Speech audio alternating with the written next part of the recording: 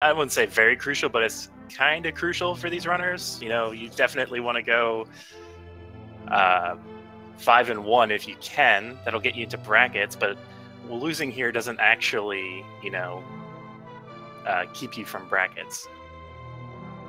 Yep, so it's a comfier position to be running from. Our runners might be making a little bit less of a stress decision, you know, when they're in a bind where they have to pick between 1 or 2 options. You know, it's a much more comfortable place to race from. So hopefully these 2 runners will be able to kind of let loose here, you know, show us some fun strategies. I'd be really excited to see that from very good contenders 4-1, and we have a map check already. Yeah, looked like one of our important crystals was Eastern Palace. Another crystal was a Tower of Hera. Didn't quite catch what was a desert, did you? It looked like a crystal. I don't know which one, but we got a fire rod from the uncle, so that half magic really paying off immediately. Yeah, that'll actually give these runners a really easy time, especially with sword now, finding bombs here in the castle. Well, so it looks like WeightyWords' day is definitely improved immediately after getting that fire rod. Yagamoth may be a little disappointed at this point, but probably feeling pretty comfortable as well. Yeah. So we've got an old standard randomizer now. What with the sword right away, but yeah. We'll see how quickly these guys can get through escape with what they have. Both of our runners have already gotten a bomb drop, so sub 6 is probably on the table. Yeah, certainly. When you have that bomb already, you're not going to kill anything that you don't have to. WeightyWords is going to go for some old school NMG sword spins because he has that fighter sword. Very fast way to get that key right by the door. That's actually the optimal way to do it. Yeah, it's definitely good to get the double spin in, or maybe just a poke and a spin. I've seen many variations on that room. Too many to count, really. Especially with the new weapons here.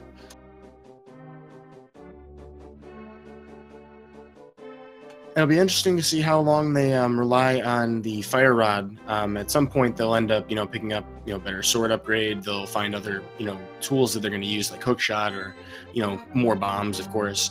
But the fire rod's going to be basically tempered sword damage for a very long time with that half magic. Yep. Yagamoth, fortunately missing that double spin attack. Also misses that 5 rupees. Probably won't be missing it too long, though. Yep, inventory's looking very similar at this point. Same rupee count, same bomb. That's always a nice thing when both runners have a bomb. We're going to basically see more execution here in the escape than we would normally see. Less, enemy killing. Well, the key rat we have to kill. Not much else beyond that. Yeah. I find it's nice to still look for a second bomb, while you're getting out of here, just because you'll have at least one for Kakariko. But a lot of runners will just go with the one. It's not unlikely to find another bomb, from tree poles or from the bushcrafts. That is a really good point, though. I mean, there's only so many places that you can count on getting a bomb from, and you're going to have to spend 50 rupees to buy 10 of them in the village, and that could be the difference between checking the bottle vendor and not even looking at all. And I found Titan's Mitts there. Everybody finds Hammer, it seems like. There's lots of things you don't want to miss just because you had to spend rupees you could have avoided. Yep.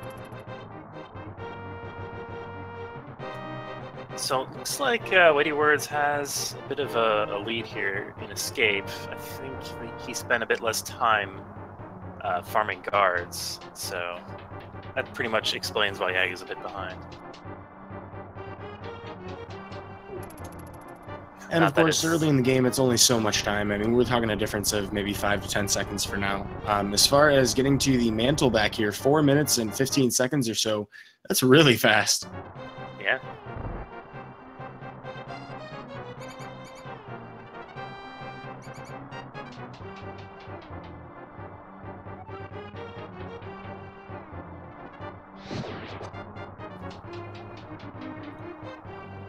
Well, I suppose... Sorry, go ahead. I was gonna say, with bomb in hand, now we can actually check the last 3 chests in here. Hopefully it has something good. if it did have the first glove upgrade available, that could have been painful if neither of them got a bomb drop, but thankfully both of them did, unless they lose it somehow, which we've seen. That certainly happened to a lot of people in this tournament, myself included. Just not having that, power glove behind that wall. You'd have to walk through escape if you didn't find another one elsewhere to get back in. So it would be a very crushing thing to have happen. But yeah, extra bombs still on the table. There's 3 chests here, and we'll have to check the sanctuary because we did find the map. Powder. And the mirror, it's really good. Well, bless RNGesus for giving us the ability to have that bomb. That would have been a crushing thing to not have here. That'll be interesting. That technically opens up the magic bat once we can get into the Dark World. And I guess have the mids. Either that or Hookshot and Aghanim, long way around, or... I mean, there's a couple different ways to get around the world, of course, but yeah, I mean, you basically need some uninterrupted Dark World access, but we're going to get a Pity Rupee from the Sanctuary chest instead of our usual heart. Yeah. WeightyWords making out of here really quickly, actually. Yagamoth, I believe, got just slightly over 6 minutes, or maybe slightly under. Yeah, both really great escape times, and it's interesting because this is a lot of divergence of choice here. You could go right to Kakariko, you could go here to Lumberjack like we see WeightyWords. Gonna check the tree for the tree pole. Now that's the tier 2 tree pole. He's killed 4 enemies and taken damage before his last tree pole, so that's what he gets from that is going to be the magic decanters, the small ones. But it could be different if you killed 1 enemy after that pole or killed 4 without taking damage. Looks like blue mail here at Lumberjack. I doubt either of these runners are going to scramble over each other to grab it. It looks like WeightyWords did set up the second tree pole, assuming he chooses to take it by killing the bush crab. Yep, it's great information to have. It doesn't take too long to do. Taking that damage doesn't hurt him there. He has to kill 4 without taking damage if he wants to go over tier 3, but we haven't seen tier 1 yet. He will pick up these 20 rupees because everything's going to count as we make our first pass through Kakariko. Yeah, you need 50 rupees plus the rupees you can find in Kakariko to buy or pay off the bottle merchant or whatever he has, but it doesn't matter because we have 300 right now. Fantastic thing to have right before you walk in. It's like getting your allowance right before you walk into a candy shop. Yeah.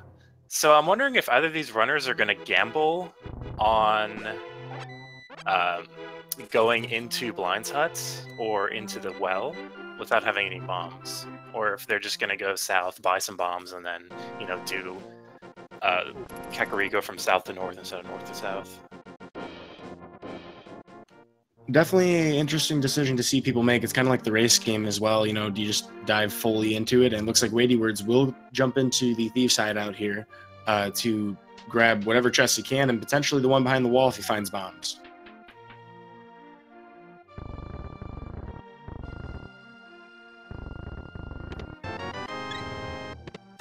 Oh, and it wasn't even Sankheart.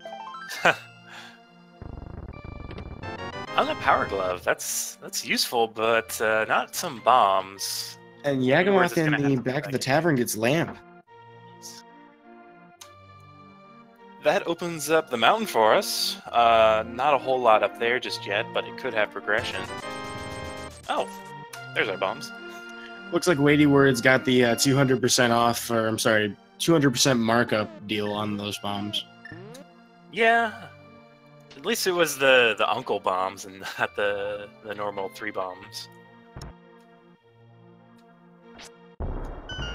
Didn't have to spend too much time doing or running around Kakariko to find them, but Yagamoth does find the book here in the chicken hut. We do find our first bottle here in Blind's Hut, so WeightyWords is happy he came back for that. So we have literate chickens here in Kakariko. I wonder if we're going to have the ducks sing us some kind of song later. Are you sure they're literate? Like, it was behind a sealed wall. Well, I mean, the like, lady's clearly teaching them something. Maybe. Somebody clearly wanted that hidden away. Maybe one of those chickens is reading up on exploration glitch. I've seen one clip through a wall recently.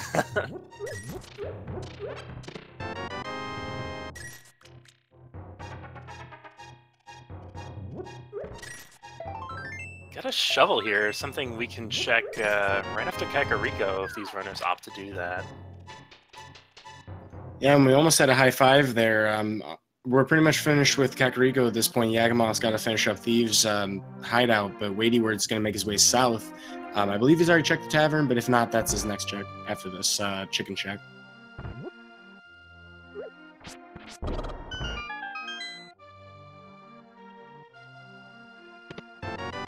You know, with so many of these early items that would be, I guess this is basically the vanilla light world all in one town.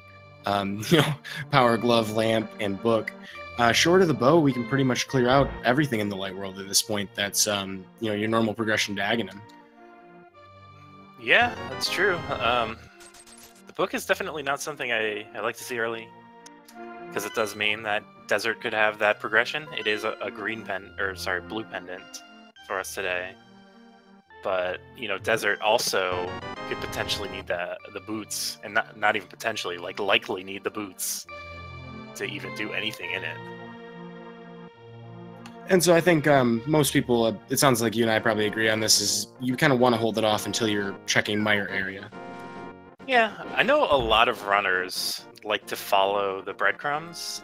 Oh, that was Titan's mitts. Yeah.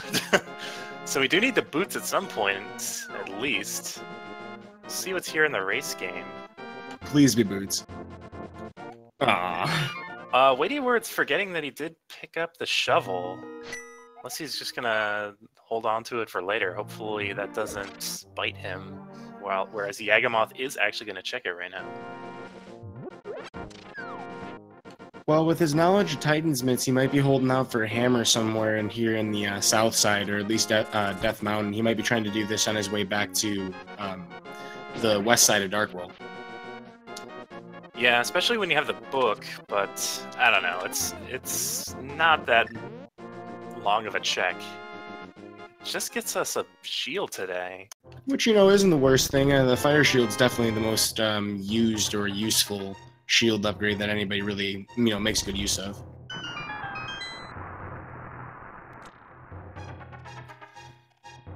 So now our runners need to make a decision whether or not they want to just run off the desert or maybe just clear out the South Shore area. Looks like WeightyWords is going towards Mini Moldorm Cave. Yep, this is a good item density decision. You're definitely going to have to go to Ice Rock Cave at some point, and if you find flute along the way, you didn't lose any time.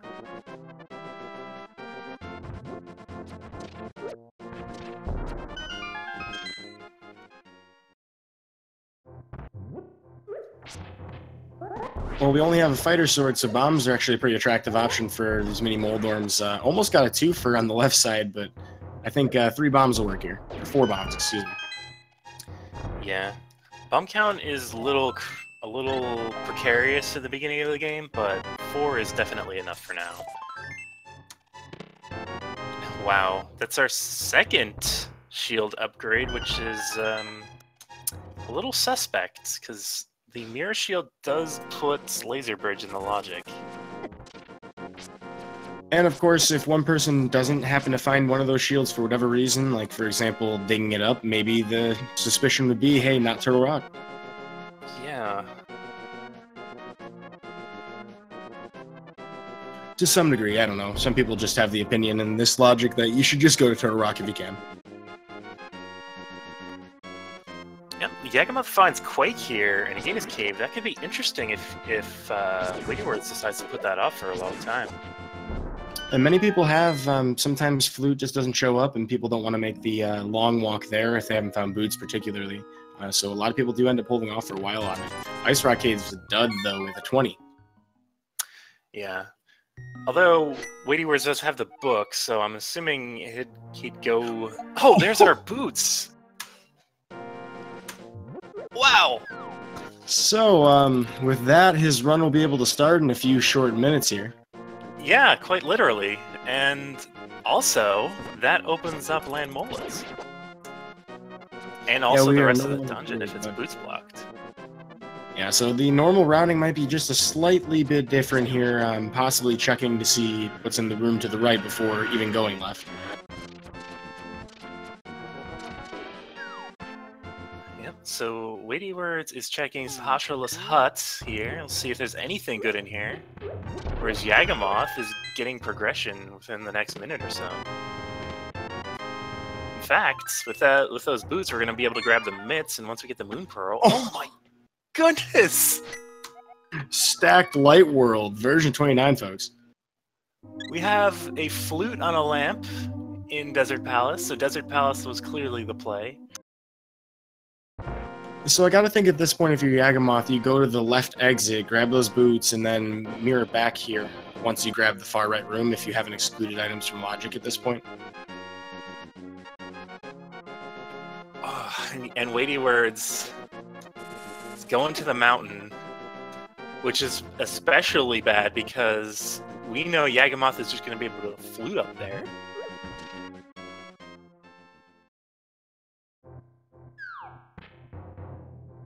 Well, I have to say, though, those boots are not made for walking. Yagamoth's going to put this to use right away. I'm going to enter back into this side of the dungeon because you can just mirror back out. So our combination of items is suddenly optimal for this dungeon.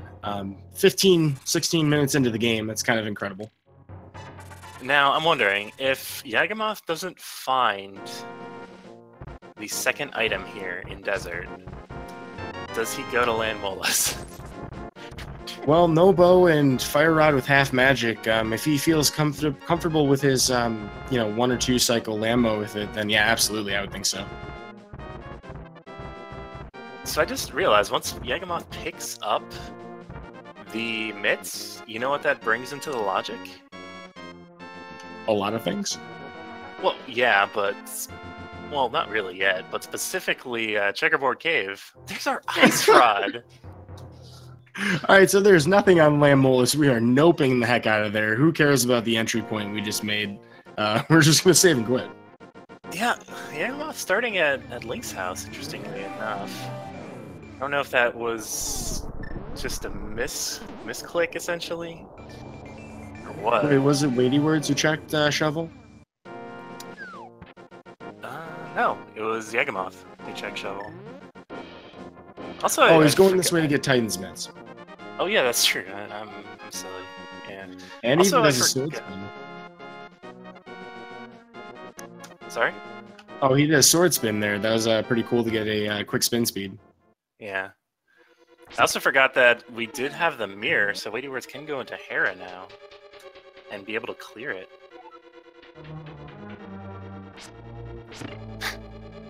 We do find the small key right away, which is something nobody wants to see.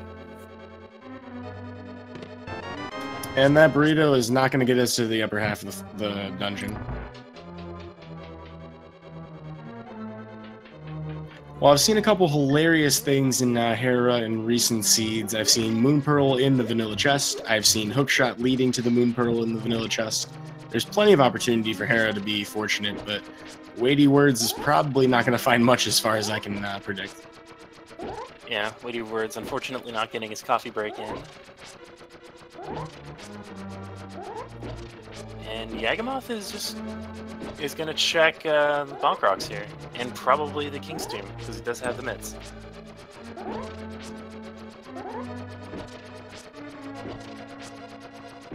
Hey, he found Sankheart! Nice. I think it's nice to get this out of the way with the mirror in hand, and if we got the Moon Pearl anywhere else, Yagamoth could have done this along with, the Graveyard Ledge and all that. But this could still have the Moon Pearl, but it doesn't have anything. Well, thankfully for WeightyWords, it did not. That has not yielded that big of an advantage yet. I mean, still plenty of real estate. Kind of curious to see what we're going to find here in the tower, because there is still some, Death Mountain we can explore, potentially, if we find another item or two. Yeah, there's also Eastern Palace, which could easily have the Moon Pearl. Neither of these runners went into there. I don't think Yagamoth... Yeah, Yagamoth hasn't even done the South Shore, and he hasn't even visited Sahasrah yet, so he might be more inclined to do that at some point, or before maybe heading up to Hera. I don't know. Yeah, any possibility to be able... Oh, we're seeing an interesting bomb jump setup here to get it close to the edge, and then the second one gets you across. With half a heart left, WeightyWords is going to make it through. Yeah, that's actually Yagamoth's setup that I was referring to earlier. It's pretty nice.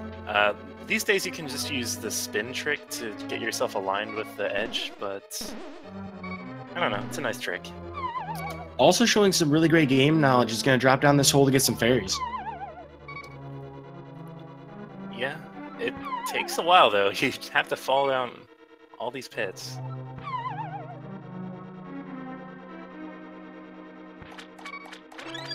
The good thing is, though, we don't have to climb all the way back up. Thankfully, we can warp back up. Yeah. Although, having flipped the switch, I'm kind of curious at what that was all about then.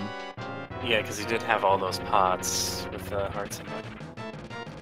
Alright, so Yagamoth, the mountain is probably calling to him. Although it looks like he's going to be at least setting up a water walk here. No idea if he's going to take it towards Zora. Doesn't have the... Oh, I think he messed up the water walk there. Okay, never mind. I thought bonking messed it up, but must have been mistaken. It's kind of complicated how it works. I was looking into that recently. I understand that there's like two different setups you can do. One by like dashing by a pit, and the other is by like setting up just like the one you did there on the Yagamoth screen. Definitely a really useful knowledge to have, though. We get waterfall cave check. Yeah. We saw WeightyWords actually practicing Moldorm with the fighter sword earlier, like the NMG fights.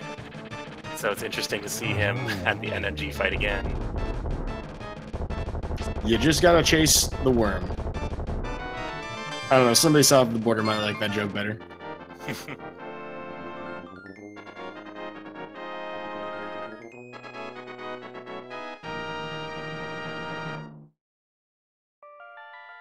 Well, that was the most expensive heart piece I have seen in a very long time. Yeah. So I guess Yagamoth either has to go to the mountain or go towards Eastern Palace. And starting at Sanctuary, it looks like he's going to be floating to the mountain. Yeah, this flute is more than just an advantage. Yagamoth has the ability to be anywhere in the world in just moments, compared to WeightyWords having no boots, having to walk everywhere. So saving quit's probably going to be more liberally used for WeightyWords until he finds the same boots. Yeah, and unfortunately for WeightyWords, now is the time where he's checking the shovel, which we know just leads to a shield upgrade, and it's leading him off in the wrong direction.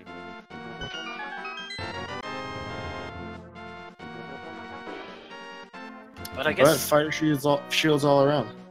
Yeah, I guess he's close, relatively speaking, towards Desert Palace, and looks like he's actually making the play he needs to make.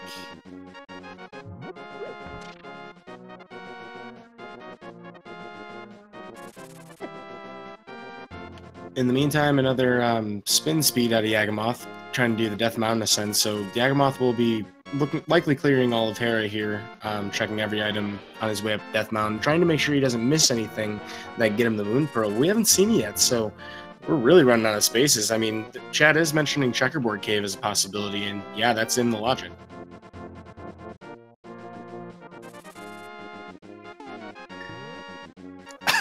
I always loved the bunny sprite for the Moogle, for anybody who knows the Final Fantasy VI speedrun. Really love how many sprites we have to choose from. I mean, I think we're up around by 100 by now. It feels like that. Looks like we're going to get an ether check out of Yagamoth. It was just a heart piece, so good information to have. WeightyWords might have seen that before. I might have missed it. Yep, he definitely did check it. So, yeah, both of our runners are pretty much just crossing each other's paths at this moment. So it's going to be a little bit until we can try and break new ground. So I gotta ask you, Ruble, I mean, what do you think would be your perspective if you were in WeightyWords' shoes? Do you think that your opponent would likely have, gone to desert before going east or the rest of the south side check? I think going into Desert Palace early on wouldn't have been an unlikely scenario. So I would definitely be feeling behind. Now the question here is off of that. Once you get all the items that Yagamoth has, and you clear Hera, you have two places to go to. One is Eastern Palace, which is a crystal. You'll have to complete it eventually. But if the bow isn't in there, you'll have to double dip it. And the other option is the Checkerboard Cave. I don't know if there's anything else available to us. I mean, of course, besides Aghanim. Yeah. Well, we don't have a sword or a cape.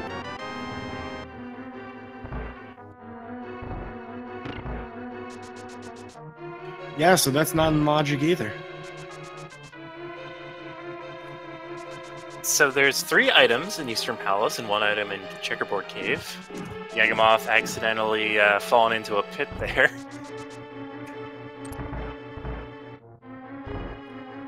But, yeah, this could very easily be a Moon Pearl in Checkerboard Cave situation, and honestly, with the items we have available to us, I think it is. I wouldn't be that surprised, honestly. And it's like, it's a really tough decision to make. I mean, do you go for the item density and a guaranteed double dip if it's not bow, which, I mean, it's not going to be bow and pearl. Let's be real with ourselves. So, do you go with that or, possibly winning big with Checkerboard, which takes a couple extra, moments? Yeah, well, another thing, if you're a good runner, a good enough runner, you'll probably be able to do Super Bunny in the Mire Shed and check that as well. And you'll also get the knowledge of what Misery Mire is in terms of a pendant requirement, even though it's a pendant itself. Sorry, a medallion requirement, even though it is a pendant itself. So, I mean, yeah, there's value in checking it, even if you don't end up finding anything of value. Oh, that's interesting. WeightyWords did not check Agina's Cave, and therefore does not have Quake.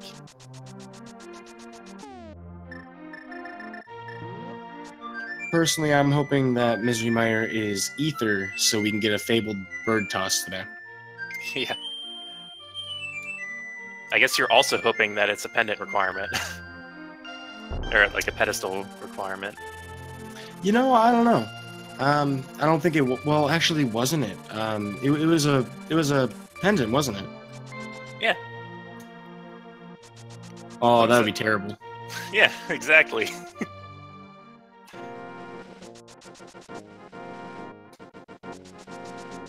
I could just imagine, like, if it was Quake and WeightyWords never really went to Agina's, just completely forgot about it, and then tried to, figure out, is it a, pedestal seed for Quake?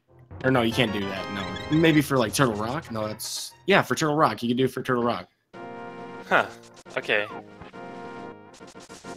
So Yagamoth is going into Eastern.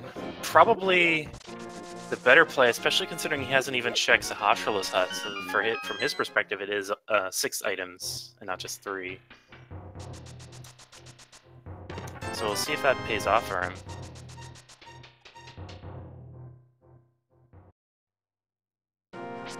Yeah, I hadn't considered that he hadn't been this way at all yet, so I mean, definitely a more appealing option for him here. I think we're going to get the check, though, from WeightyWords.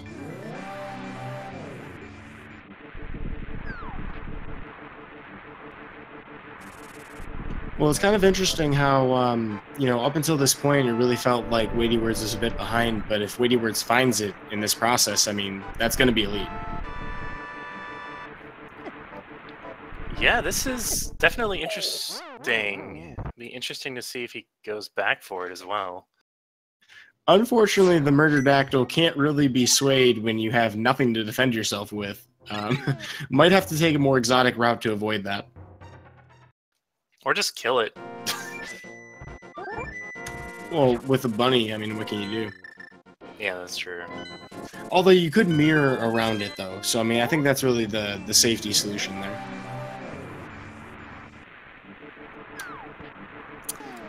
Yeah, that's what I see most players do. Unlike the birds in the light world, these pterodactyls do not, you know, eventually give up and fly away. These ones are on you for good. And they do an insane amount of damage. 3 hearts to Greenmail Link. We're finding a piece of heart in the first chest of Eastern Palace, so nothing yet for Yagamoth. Pretty tense moment here. There's only a couple of items that Yagamoth can check. Yep, we're down to 2 items on Yagamoth's side, whereas WeightyWords is finding the Moon Pearl. Oh, what a game. What a good place for that item. You know, it's kind of like the vanilla Moon Pearl. You have to go through the Dark World to get to it. That is true. So, I guess, you know, leads are kind of a subjective thing in this game, but we do find out the Green Pearl, or Green Pendant was on, you know, Palace of Darkness. WeightyWords would be, I guess, in the lead if we were going to try and call it that. Yeah, but, did you see the medallion requirement to get into Mire? Ruh-roh. WeightyWords never grabbed that, and I don't know if he's gonna do it anytime soon. Looks like he is, though. Yeah, I was going to say, this would be the best possible chance to remember it, and it looks like WeightyWords did. WeightyWords is a little confused, I think. It looked like he was trying to go back into the checkerboard cave. I think Yagamoth's a little confused as well. Yeah.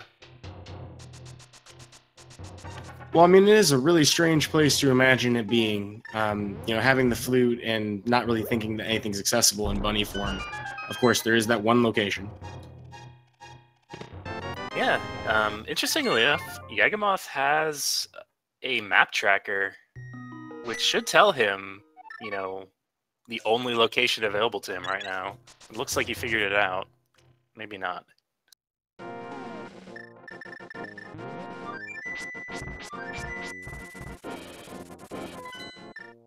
Might be checking the pedestal here in the meantime while he's trying to figure out what he wants to do.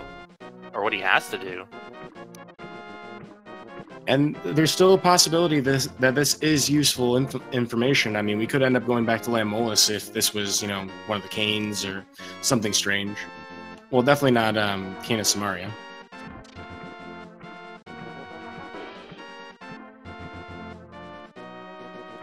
Alright, what do we got? Oh my goodness! Wow! That is the hook shot. just to anybody who doesn't know what that message meant, that is the hook shot. Yep, it's the first of 3 different iterations of the hook shot that this particular link in the timeline ends up using. Of course, you do get the long shot and I think the claw shot later on in different games, but boing boing boing is actually what you see in the English version when you pick up the hook shot in Swamp Palace in the vanilla game. Which is especially weird because it never sounds like that. Yeah, it really doesn't. It's spring-loaded, but it doesn't. Looks like Yagamoth finally figured it out, but he also has quite the knowledge. Maybe he hasn't. Since he's going through the Dark World this long, I assume he's figured it out. Well, thinking about it, is there any potential... No, Swamp Palace, we can't skip that hook shot. I mean, it is possible for some seeds for you to never have to pick it up, and skipping a pedestal would be incredible. Yeah.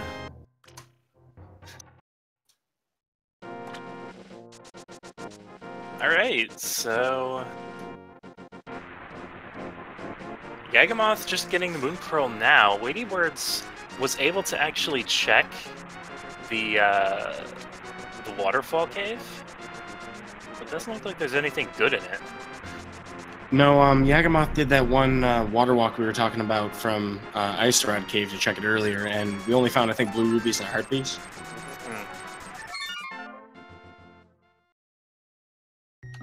But with that, it looks like both of our runners are pretty much tied as far as all of the locations checked.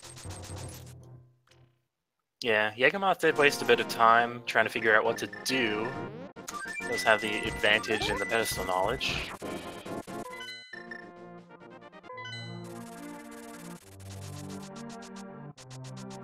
And it looks like we're just going to be finishing off... oh, never mind. I'm kind of surprised that he didn't, though. I mean, it's a pretty good opportunity right there. Yeah. Maybe he wanted something better to kill it with, even though he does have Fire Rod and half magic. Can't help but notice that the Dead Rocks forced a routing change there. Yeah. Well, looks like we're going into the Dark World. Very sound decision to go to this particular part of the Dark World now that we have access to it. We don't have a hammer, so a lot of the east side is very difficult to explore or even get to without Aghanim. As far as, well, I mean, you could kind of figure out a water walk from Skull Woods, but Skull Woods and Thieves Town and Village of Outcasts, very great areas to check for items.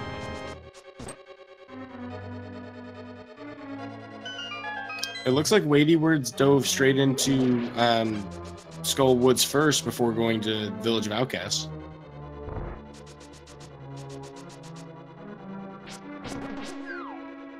And Yagamoth opening up Thieves Town, not opting to go in just yet, wants to get the rest of this particular area. The Village of Outcasts has 3 or 4 chests that you can access without the hammer. And potentially you can check the dig game as well. You really want to have that hammer walking in here in the event that there's something in that basement chest, which is blocked by pegs. Yeah. In this newer version, since they changed the key logic, it's a lot less likely to be... it's a lot less likely for there to be an item in there, you know, outside of like dungeon items, because you can have a key for a key, essentially. But yeah, you definitely do want to have the hammer if you can help it. Yeah, we've already seen a lot of really crazy Thieves Towns in this tournament. I've seen a couple where flippers were on blind and it was a pendant, you know, stuff that you just never want to see. I think the weirdest one was when one of the runners kept leaving the dungeon, and there were 3 progression items in a 4-item dungeon. So, like, the runner went into the first 4 chests, got, like, a progression item, left, didn't come back until way later, found another progression item, left, and then had to come back and, like, finish off blind or something. That's horrible. RIP. Rest in pepperonis. But we are going to get a moth kill here from WeightyWords with half magic and a fire rod. Fighter sword not really deterring him here. I believe we have a green potion as well, is that right? Yep. Yeah, unless it was used, and with half magic I doubt it was used. Oh, Yagamoth got the god pixel in the Hellway! Definitely one of the better feelings. That's a really difficult thing to do. So there's exactly 1 horizontal pixel that, or maybe it's 2, that a runner can stand on in the middle of those conveyor belts. And if you dash and get perfect enemy RNG, you can just not stop at all the way through. Mm-hmm. This boss is definitely a little interesting if you don't have any great means of dealing damage outside of the fire rod. Looks like WeightyWords is getting good patterns here. He's able to take it out really quickly. Yeah, it was a very clean fight. Didn't even have to use all of his magic, and he had half a bar left, so he could almost have... I think he might have used less than 8 shots total, and if so, with a regular magic meter, he could have done that. With Fighter Sword, it's a very scary fight, because if Mothula hangs out in the corner or on the sides, he can't really take damage. Those spikes override it. And with Fire Sword spins, I mean, you need a lot of hits.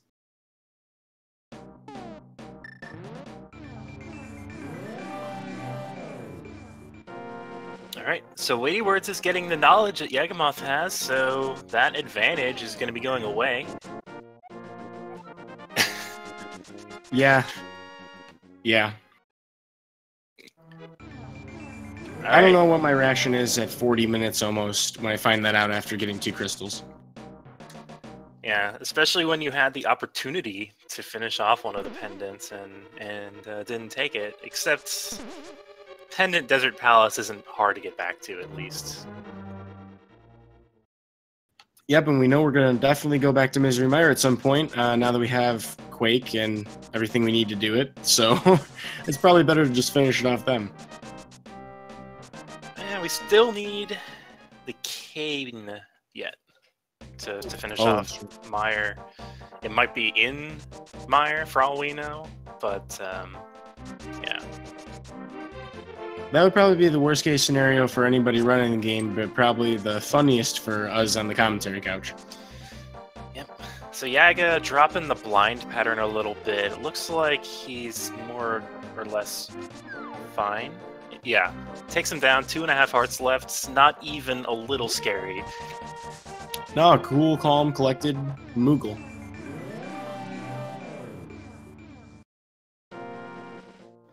Yeah, that fight can get really chaotic, though. It's what we like to call in the community kind of like a scripted fight. You just want to hit the head as soon as possible in every phase of the cycle, or every cycle of the wow. Now we can go to Vitreous. So that must be Samaria. It must be. So, what would be interesting is if Vitreous is holding something crucial like the hammer, and these runners might have to go and do Vitreous with just the fighter sword and bombs. I'm also curious to see whether or not they would try to do some spooky action. Oh yeah, that's definitely an interesting new trick. Saves about, what, 9 seconds if you can do it optimally? Yeah, something in the neighborhood of like 8 to 10, depending on like, you know, which particular setup you use. It's really complicated, but the gist of it, though, if you haven't heard of it, it's basically we mess with the way the fire rod works. The shot does the normal thing, but the splash damage hits it from a farther distance. Alright, so it looks like Yagamoth is going to be spending some quality time here with Jeremiah. Also going to be probably grabbing the purple chest and maybe even checking the magic bats. Yeah, we're pretty well equipped to do all of these things right now, so why not? The only thing we'd be missing is the hammer peg caves, and no reason that we can't come back to that pretty quickly later. Routing's starting to get a little scary, though. In terms of dungeons that we haven't seen yet, there's Palace of Darkness. It could be bow-blocked, but that can be mitigated partially by the bottle glitch. Yagamoth isn't checking the magic bat. Well, did you notice that those were silversmiths? I didn't, actually. I was just like, I was stunned. I was like, AG? Like, I mean, I thought they were supposed to be, you know, messing with some kind of, like, steel alloy or something, not silver. It's gotta be, like, a really brittle sword. Yeah? I don't know. But both of our runners will get their silvers at this point. K45 only had 50 rupees. Slight disappointment on the number count there, but can't be helped. But we're gonna get a purple chest check, and I get the feeling WeightyWords is probably gonna do the same thing.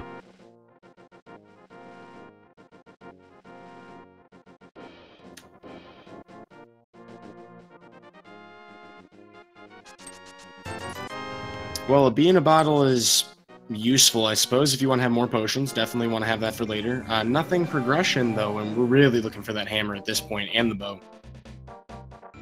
Oh, WeightyWords is gonna opt to check the magic bat. This does strand his portal unless Magic Bat has the hammer, but he can still just flute back to Kakariko and take the portal there.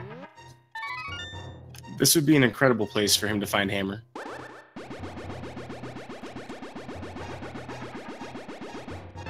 Or just some money. We did get a Master Sword from the thief in Hype Cave, though, so we are finally having the ability to check tablets. We already know that Ether is useless, but we do have access to check Bombos as well now. Yeah, but another thing we have access to is Aghanim. And no flippers in sight, no hammer in sight. We're definitely not going to get that hook shot. It's starting to look like it. I mean, you can still water walk to the East Dark World, but and that would be an incredible skill. Yeah, it's always interesting to see what the logic wants you to do. You know, though, I wonder if that's a potential advantage for somebody who might have a little more game knowledge. I'm not sure if either of these, I mean, because I've seen both of them practicing just while they're warming up some very, you know, advanced techniques, but I'm wondering if anybody doesn't or does know that water walk, if they would skip the entire Aghanim once they've excluded everything else.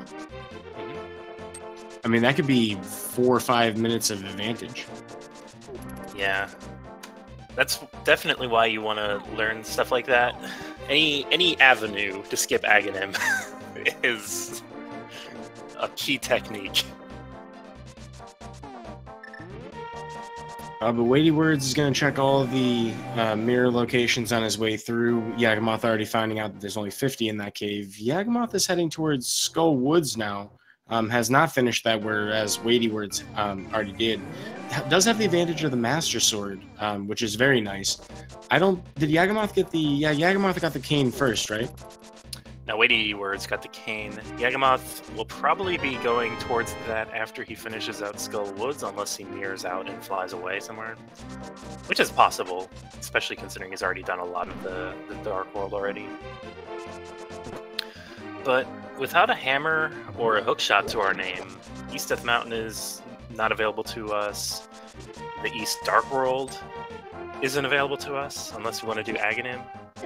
So maybe after he does this, he does go and grab that Canis Maria and maybe make his way to Mire. It's kind of a wild ride here. I'm not sure, what to expect next from the logic, but we're finding just couch cash at the tablet for Bombos, so tablet's not very productive for us today.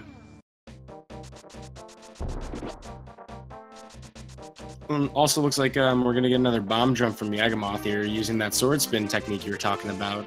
The reason that works is because the game won't allow Link to release a sword spin unless he's standing on stable ground. So you can hold and release that sword spin to force Link to stand in the closest pixel.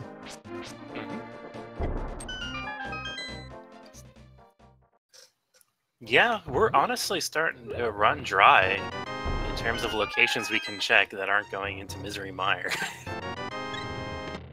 So how about that, folks? 45 minutes into the seed, we had already found out that this is very likely Aghanim required. We haven't found out everything just yet, I don't think, but we definitely already have a pedestal seed. This has turned out to be pretty crazy. Aghanim required in massive quotes. It's possible still. We have everything we need to skip any situation in which Aghanim is required, I'm fairly sure. Well, as long as they know the glitches necessary to do it. Oh yeah, absolutely, absolutely. It's possible to skip it, but I mean like logically. Right. Yeah. So there's a case where the hammer can be inside the Pyramid Fairy, which I guess can't be in the seed because Turtle Rock requires hammer anyway. But let's just assume that it didn't, right? There is a case where hammer can be inside the pyramid, which will technically require you to do Aghanim to even get the magic bomb or big bomb or whatever to the pyramid. Oh, I forgot that was a thing, because yeah, you wouldn't be able to walk around without the hammer. That's terrible. Well, I'm glad for our runners that's not the case today. Yeah, and with some interesting glitches, you can dupe the bomb with the mirror by jumping into the lake and then mirroring out at the exact right moment. And then it's just in the lake with you. I hadn't heard about that one. There is another version of duping the bomb where you can do a screen transition at the exact right time with the 0 on the timer, and that'll also warp it to you. But that's a completely different one. I hadn't heard of that one. It's more or less the same concept, I'm pretty sure. Just the game doesn't really know what to expect if you try to do some sort of a transition while the bomb is exploding. Yagamoth is a little scary here. Again, not scary at all. Completely controlled. Absolutely fearless, and he's such a pro that he's been counting his heart pieces to not get the refill on that heart piece. Calculated. Well, he still would have to get the refill anyway from the boss. Well, that's exactly what I mean. Wow. WeightyWords got the God Pixel as well, but unfortunately did not get the God Luck, and got it bopped by one of those, I don't know what they're called, Patrick Stars. That's what NMG runners call it, but I don't think that's the actual name, of course. But yeah, I mean, that's getting messed over with RNG, you can't do anything about it. You can have the exact right pixel, have the perfect timing to start it optimally, and it just doesn't work. All right, Yagamoth is leaving Skull Woods, not through the mirror, not through the flute. So he is going to be checking Graveyard Ledge, most likely. Yep, he finds out that not Sanctuary Heart is on a Bumper Cave, so definitely not concerned about the cape at all today. Yeah, so I think Yagamoth has a bit of an edge. WeightyWords is taking some time here, finishing up Thieves Town, whereas Yagamoth, I don't know if Yagamoth has anything left to check. No, he's been pretty thorough, pretty much exhausting about everything he could. Did all of Thieves Town and Skull Woods already, so has the advantage of neither of these runners really having a use for Tina Samaria just yet anyway. Yeah. It'll be interesting to see. Maybe Yagamoth decides to go back and prime a water walk to get to the East Dark Worlds, because Catfish, Pyramid, or Palace of Darkness could have a progression. But it looks like he is going towards Misery Mire. Yep, I mean, there's only so many things you can do at this point, and I'm kind of curious, is he trying that setup? No, he's going to go to, he's going to pick up potions. That's smart. That's a good idea. So, Vitreous with Master Sword is not great. let's just leave it at that. No, and we don't have any kind of Cane of Burna or Cape to make it even simpler. I mean, Half Magic would be great for that. If we found Bow in Misery Mire, though, that would make things quite a bit easier. Yeah, Yagamoth has another interesting strat for Vitreous, which involves just standing there and slashing at the eyes as they come to you. I'm not even joking. Oh, random thing, but did you happen to see if Yagamoth picked up that portal rock from the bottom of it or from the side?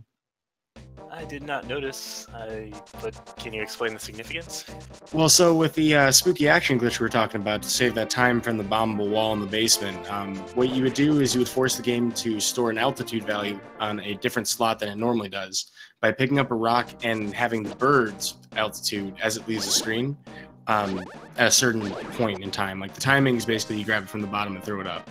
But later on, we'll do a dash before placing a Cane of Samaria block to take advantage of that slot again to do the Fire Rod.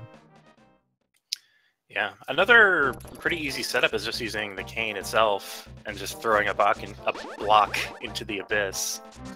And I think we're going to see that setup for most people if they're going to do it in this tournament. It's just so much simpler. It's much more straightforward. Just throwing a block into the void sets that value on its own.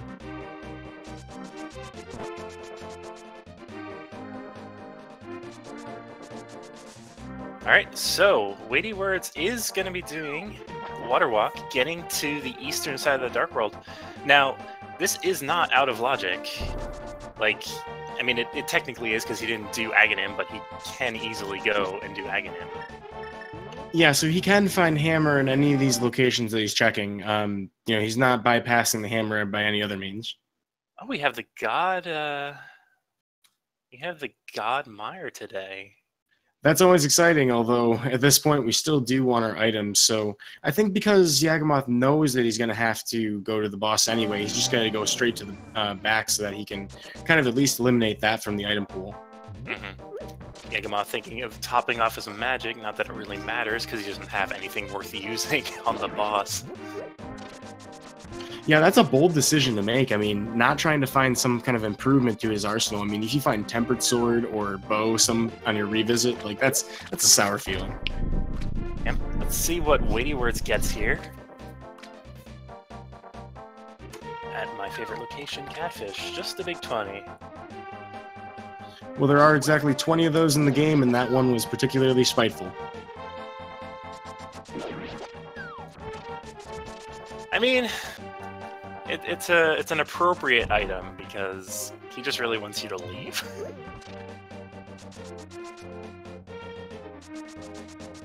So we also noticed that Yagamoth did the traditional route through that room. So you just bomb open the wall and hit the switch. By shooting the Fire Rod and that one spooky action thing, we can completely bypass that room. That's part of why it saves so much time. Yeah. In fact, the part that saves the most time, like not going into that room and coming back out, while Yagamoth is doing his favorite strat here on Vitreous. Anyway, while I mean, you can't fault him for his consistency here. yeah. This is the Link to the Past metronome channel. You're going to see sword slashes and exact BPM here, and at the end, we're just going to finish this off with a lot of spinning. Yep.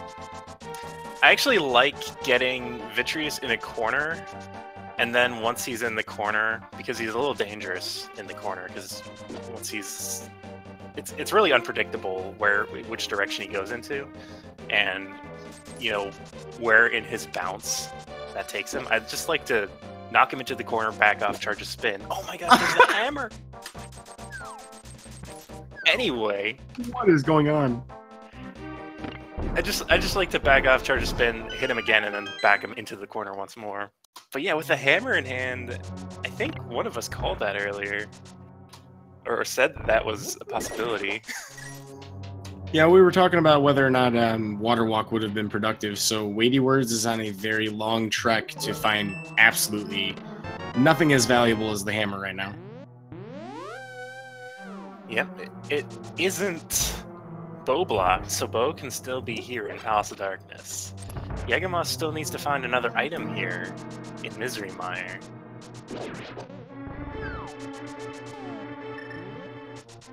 So yeah, we'll see if either of these routes pay out. I mean, Yagamoth is going to be back into Palace of Darkness at some point. Yeah, and he still has a couple items to check here in Misery Mire. I mean, it's pretty clear at this point that having found the hammer, he doesn't want to press his luck and, you know, gamble at this point. Might feel ahead for having dove Vitreous so early. Just a bomb upgrade, the other item in Misery Mire. But with a hammer in hand, that opens up some interesting locations. Most notably, it opens up East Death Mountain. Yagamoth, with the hammer in hand, is going to be going off towards Land Molas, though I doubt he's using the hammer on them.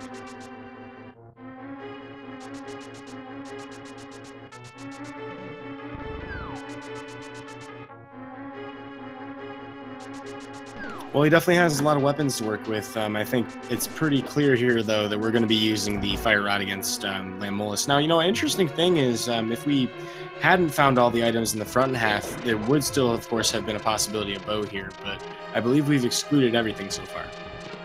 There's Bombos. That might do something for us. Might not. Doesn't help us don't get need into for ice. ice pounds. Yeah. However, Turtle Rock.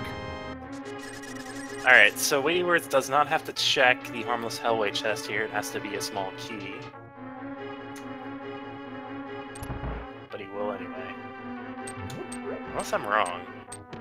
No, I'm very guilty of this one, too. I guess, he wanted to... Oh, he wants to do the hammer, yeah. Alright, I'm confused.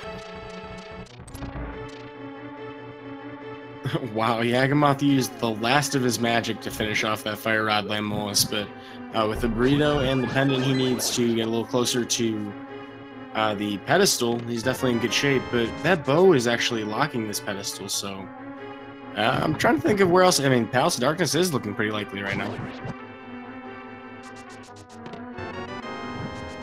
Yeah, but it doesn't look like there's anything great so far. We'll see what's on the big chests. Just the last single rupee in the game. WeightyWords is gonna be sequence breaking, I think. I don't believe we've looked in the pyramid itself, have we? No. Or wait. I'm not sure, actually. I get the feeling we haven't. Anyway, Yagamoth is heading towards East Death Mountain, as it is the best bet of finding progression right now with a hammer. Oh, and it looks like WeightyWords is going to do the potion glitch for the camera manipulation here in the east side. Yeah, he has to do it from the other room now.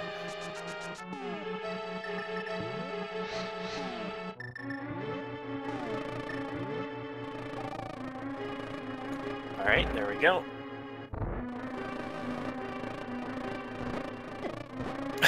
B! Unfortunately, the B is making this more difficult than it has to be. So basically how this works is the game doesn't, lock the camera like it's supposed to when you're using a bottle. And it's all got to happen on what we call like the same super tile. So what's loaded currently in the game. But if you use a bottle at the right time while you're walking through that hallway, the game won't lock that camera when you're going into that room. And you can trick the game's trigger for whether or not those enemies are alive by simply putting them off screen. Yeah, there's our last medallion as well in Spiral Cave. So that could be interesting for WeightyWords if we need Bombos for Turtle Rock, and if WeightyWords comes up here anytime soon. Yeah, it could definitely be a reason to put off checking to see whether you can open up Turtle Rock, or it can impact the way that you respond to certain finds on the mountain. So it could impact, it might change the way that you go through the mountain depending on where you find that ether first. If you go there immediately.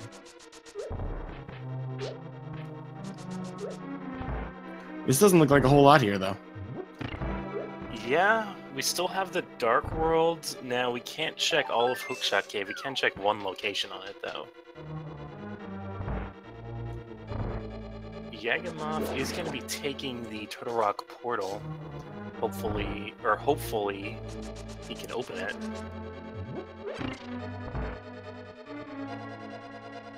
Yeah, I gotta think that this hammer is just a tremendous advantage right now, though, but... Oh, is that a mail upgrade on the floating island? Yeah, that's our second mail upgrade. The other one is locked behind Aghanim, so... I honestly think Yagamoth might go grab that. Maybe not with 12 hearts. It's so strange, because, there's an incentive to do, green mail. Yeah. So, Quake was the only medallion we needed today, interestingly enough. Easy peasy, but we are not going to get a bird toss, unfortunately, which feels bad, man. Yeah. But also, the Bombos WeightyWords found in Palace of Darkness won't give him any sort of an advantage whatsoever. Yeah, so overall an unproductive time spent unless he, finds that bow and can go right through. But that's still, time sunk into exploring everything. Yeah. In the meantime, though, he will go into Misery Mire, which is good information, to be able to find that hammer. I'm wondering if he's going to have any trouble with his Vitreous fight. Well, I'm also wondering, considering Yagamoth played it like the God Myriad was, and went directly to Vitreous, I'm wondering if WeightyWords is going to spend some time trying to look for a better way of killing Vitreous. That's true. And Yagamoth has one chest in here he can get. And then what? He has Turtle Rock. Yep, so it looks like that's exactly what we're going to see today, although he can get that mail upgrade now, so this is definitely a good time to grab it. Turtle Rock is intended to be basically one of the toughest dungeons in the game. Everything hits like a tank. Those chain chomps for 4 hearts if you have green mail. Yeah, you're supposed to have blue mail by the time you get in here. Blue mail's Ice Palace, Crystal 5 of 7.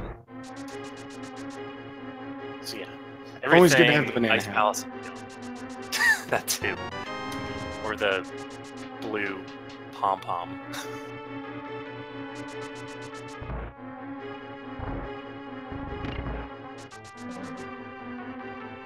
Well, so we have pretty much everything accessible to us in here, don't we? We don't have to have that hook shot to do the maze on the right side here. Yep, we even have a lamp to get through the dark room. We also have the mirror to check Mimic Cave, so I assume Yagamoth isn't going to be skipping out on that. I can only imagine the horror somebody would feel if there was an item on Laser Bridge and they didn't know Laser Bridge skipped, but we found the mirror shield in here. Like, if somebody just had not checked that shovel location earlier, there's a lot of ways that, the logic could be kind of crazy with how it's supposed to work. Thankfully, Laser Bridge skip's kind of a common one.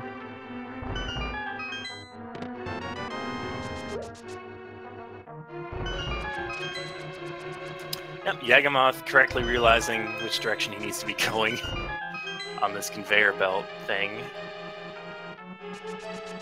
I honestly don't know what these lines are supposed to be.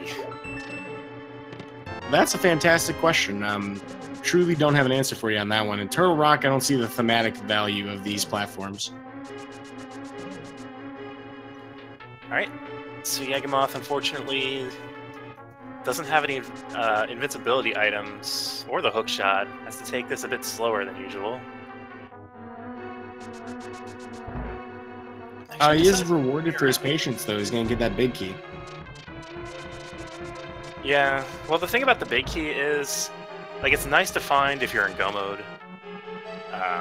But if you're still looking for items, you're going to be looking through all the chests anyway, and you're going to run into the big key no matter what. And considering this dungeon is incredibly linear, yeah, you're going to get it. But right now in Chain Shop Room with only 6 hearts, 2 of those hits will take him down. He only has 1 more hit on him. And he's clearly trying to get iframes off of these pegs, but RNG not being great. But we found the vanilla flippers in Turtle Rock. Vanilla? Absolutely. This is where it is every time in version 29, you know? Okay. Yagamoth opting not to powder these anti-fairies, and again, he's going to be heading up against 4 of them pretty soon. Sometimes you just want the quad kill. Yeah, so the flippers opens up Ice Palace for us. It'll be helpful once we grab our hook shots in Swamp Palace. What'll be interesting is if maybe the bow is in Swamp Palace. That'd be pretty sadistic, honestly. Certainly a lot pointing in that direction. I mean, we have a lot of items to check here in Turtle Rock still, with Laser Bridge, you know, on our horizon or not too far from it. But, I mean, anything that is in Logic right now is looking like it could potentially troll us today. I mean, it's been pretty consistent so far.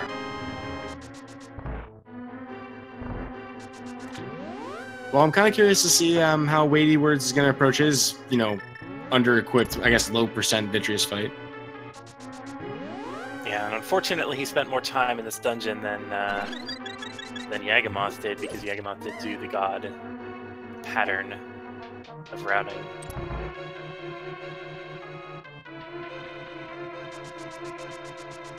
So yeah, Yagamoth is going to be able to check Mimic Cave here, see what's inside there. In terms of items, what are we looking for? It's pretty much just the bow, huh?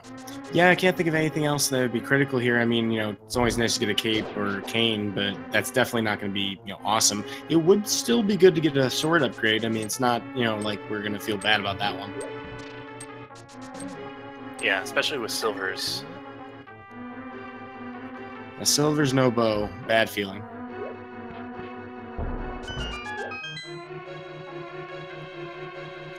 Ah, there's our #1 boomerang in the game.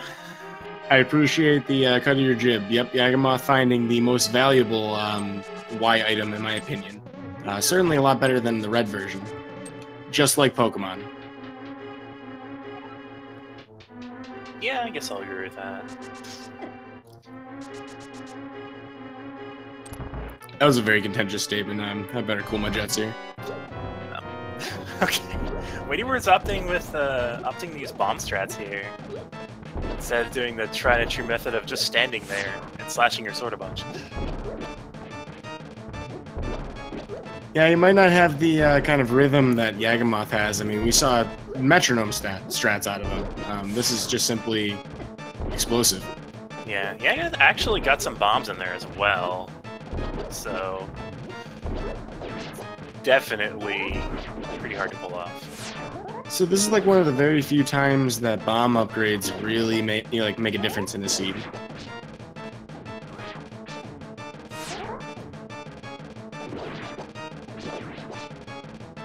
You know, despite a couple extra lightning cycles, this is a pretty smooth fight. Yeah, a lot of health left over. Still two hits from the big eyeball will bring him down. He does have a blue, I think. Yagamoth is here on Laser Bridge.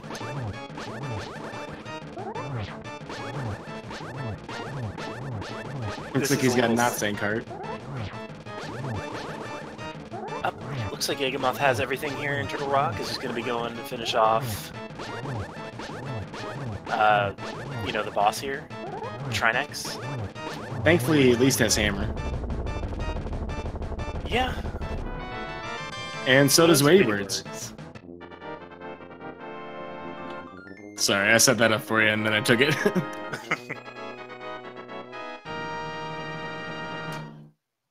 So it's honestly a little scary. I think Yagamoth does have a blue potion still, unless I'm mistaken. But yeah, he does. But this boss is a little scary in this sort of situation, especially if you keep bouncing yourself off of spikes. Yeah, the effect looks pretty funny, but it doesn't feel very funny. Yagamoth's down to 3 hearts and has to be very careful to... Yeah, he's going to have the ice on the floor because he couldn't switch his weapon. Really bold to be going after this. He's just going to try to burn him down, not even taking the refill. I guess probably wanted to save it for the second phase, or maybe not even use it at all. Getting a refill on magic is nice, but also... Yeah. He didn't miss too many fire rod shots, is what I'm trying to say. I really want Yagamoth to use a potion. Yeah, it's a little stressful to watch these this head passing by him real quick here, but it looks like he's got it under control here. It's really slow with Master Sword, but he pulls it off. Okay. Oh, we also get a hammer peg check from WeightyWords being just a big 20, so he's going to exhaust what he can with the hammer first before heading up to the mountain like Yagamoth did. Yeah, honestly, I think checking hammer pegs isn't a bad idea, because if it has what you're looking for, then it's really quick. And if you spend all your time up here... And the fact that he can, you know, come up here with that knowledge means he's not going to be second-guessing whether or not this is the right direction. So, as annoying as it is to find flippers in Turtle Rock, this was, thankfully, pushing us in this direction to not miss it at all.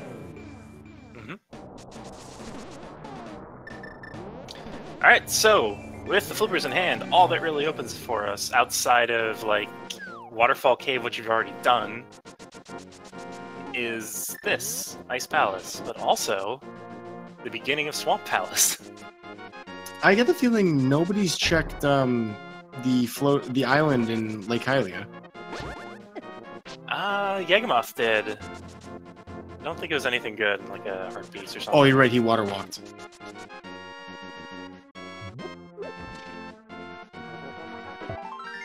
Alright, well, Ice Palace, we're definitely not go-moding this. Still gotta find that bow, and it's looking more and more likely the further you go.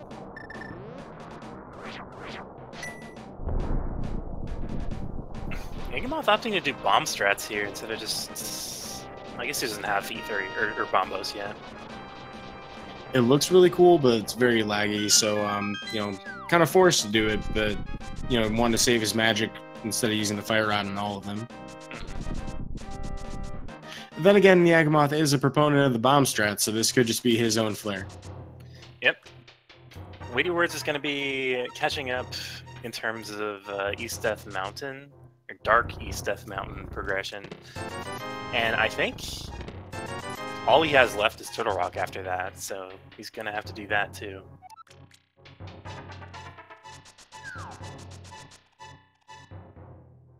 Well, we get a fun little double kill strat here for the Stalfos Knights on Yagamoth's screen. Fun fact about those, by the way, the trigger for whether or not they can be killed with bombs is shared by both of them. So if you knock one of them down, they're both vulnerable, and if one of them steps back up, they're both invincible to them. It's kind of weird. Yep. Yagamoth doing the spin setup here to align himself with the pit, getting an easy Ice Palace bomb jump. It's kind of funny how, you know, everybody has to practice with whichever sprite that they want to use, because they do look a little bit different as far as the lineups go. Traditionally, with Link, you can either do a sword lineup or a lining up with the top of his head, maybe the shadow. There's lots of pixels that you can align with. Yeah, usually I just use the shadow on whatever sprite I use, because the shadow never changes, thankfully, which is why I'll pretty much never use a sprite that doesn't have a shadow that's visible. So I suppose you could even do it with the pointer sprite. Yeah. Oh, that's awesome.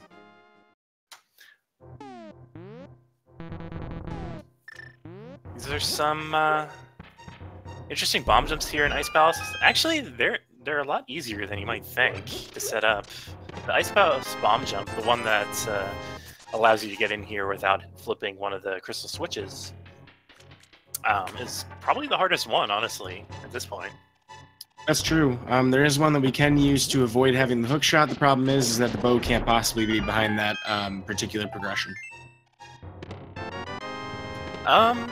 Well, considering we have the cane, we can get to the boss, and as long as we can get to the boss and get out of here, the game assumes we'll have like enough keys to get to that side, most likely. I think I see what you mean. By the logic, like, you just only need a certain amount of keys to get to that side. Yeah, because in all likelihood, you probably get it from Cold Stare at that point. But both of these runners are skilled and will be able to do bomb jumps. And, yeah, we don't have to worry about weird logic that requires you to double dip dungeons like that. Yeah, there's like some 6 or more bomb jumps in Ice Palace, if you're ever looking for some fun things to practice. But Yagamoth's going to be doing the Cold Stare fight, only has to expend half of his magic meter. Doesn't have bombos to use even less, but we'll start with a sword spin. It's just going to burn him down.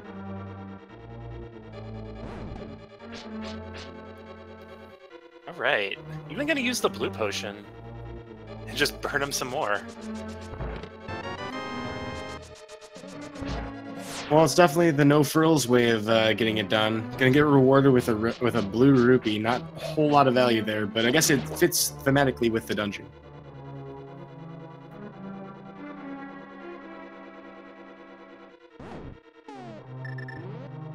Looks like WeightyWords has forgotten about the lack of hookshot here. Yeah, and remembers. And just a little bit too late. Sword slashes. On the bright side, we can loop back around with some clever use of facing right instead of down. Oh yeah. So the spike room stuff is actually out of logic because they don't have invincibility, as Chad is pointing out. Not that we can't just find invincibility inside Swamp Palace, and then the game assumes you can just go back into Ice Palace. But, yeah, that's a thing. Kind of hard to imagine where else we'd go at this point.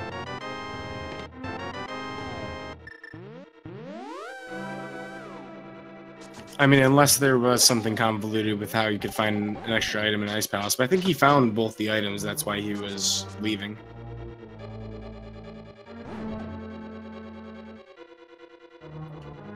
Chad asking about if either of our runners know how to hover. I don't particularly know, but it shouldn't be relevant anyway because we have to have the hookshot in order to complete Swamp Palace.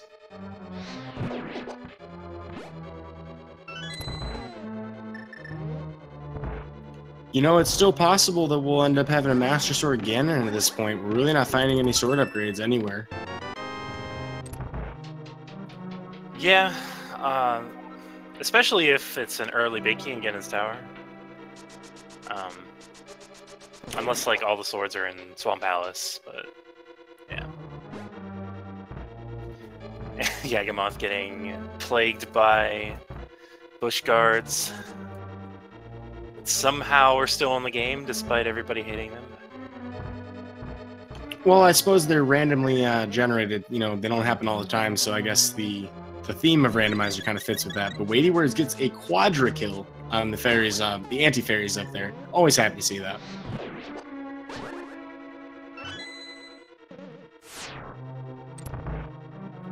Alright, Yagamoth is checking Catfish. It looks like he's just cleaning up some locations that he hasn't done.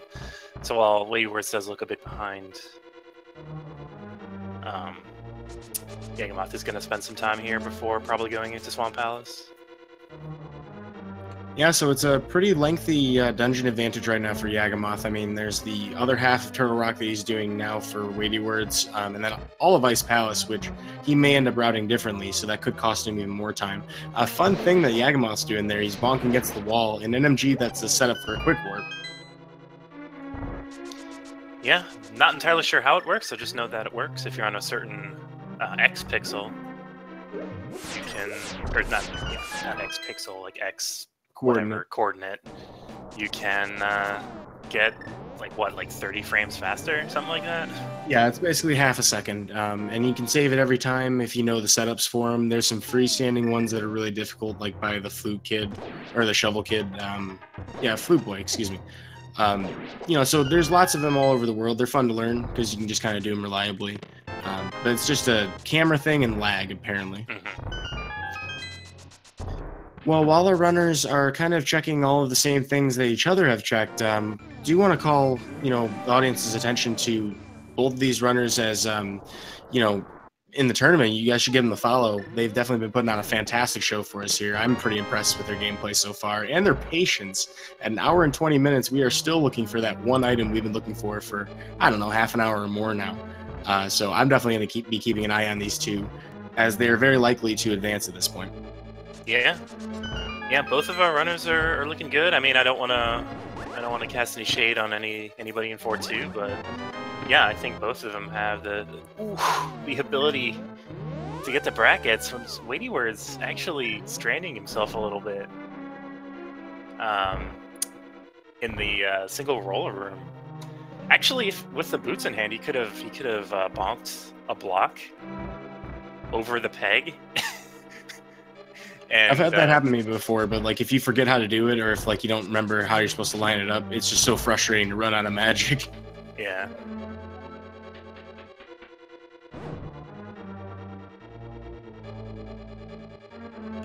Thankfully, though, he can get a full refill in here, and there's another opportunity for a full refill right before Trinex, so magic no longer an issue at this point. Alright, so where do our runners go now? Outside of just going into Swamp Palace. It looks like Yagamoth is going back into Easttown. I'm gonna check that big chest. And with Laser Bridge being the last thing on WeightyWords' agenda here, this is going to be really fast for him to get to Trinex, but his Trinex fight could go better or worse. We don't really know what to expect yet, but WeightyWords doing the safety door either speaks to confidence that this is, better to, sink a little bit of time into this, or potentially a little bit of fear about his Master Sword fight, but I had a good feeling about this fight. WeightyWords finding the last item in here. Just gonna head over to the boss. There's Yagamoth. Just has to flip this switch and go downstairs to see what last item is here in Thiefstown. I find it kind of interesting that people resist swamps so much. I mean, it's definitely something that you want to be able to go mode. I understand there's a couple minutes of time save in that. Oh, nice cane dash from WeightyWords. But there's a lot of items in there. You can definitely find tons of stuff that's important. If you can access it, I think it's definitely worth taking a look at. And you could potentially go just to the back and find what you need there. You can even exclude the left half if it works out well. Yeah, that is true. In this case, you have to leave regardless, and Yagamoth, unfortunately, for him at least, just finds a piece of heart here in the back of Thiefstown. Gives WeightyWords some time, especially if he wants to go into House of Darkness right after this. Sorry, Swamp Palace right after this. And by the looks of things, Yagamoth's going to head back into Palace of Darkness now. Okay. So most likely, after this, after Trinex, WeightyWords is going to be going into Ice. Same thing that Yagamoth did. Now there's no telling how much time he's going to spend in there, looking for items. Oh, did Yagamoth even go into pod in the first place? I don't think he did. He didn't. No. This is so this can kind of level out a little bit. Yeah, that's... Like, Yagamoth looked quite a bit ahead, but WeightyWords did clear out all of Palace of Darkness.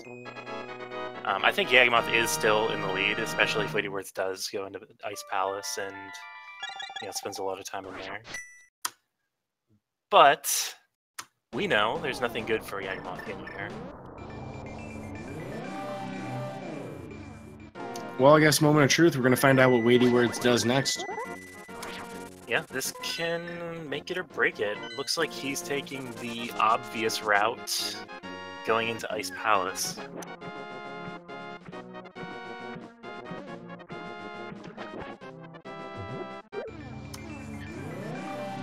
Also interesting to consider that WeightyWords has not completed the Lamolus fight. Obviously, that's not a very huge time sink, but that is a minute and a half or so with Fire Rod and everything going well. So that's more things that Yagamoth doesn't have to worry about. Once he's finished checking everything here in Palace of Darkness, it's basically Swamp Palace or bust. Yeah, I don't think he has anything else other than like Spike Cave and stuff, but not in Logic yet.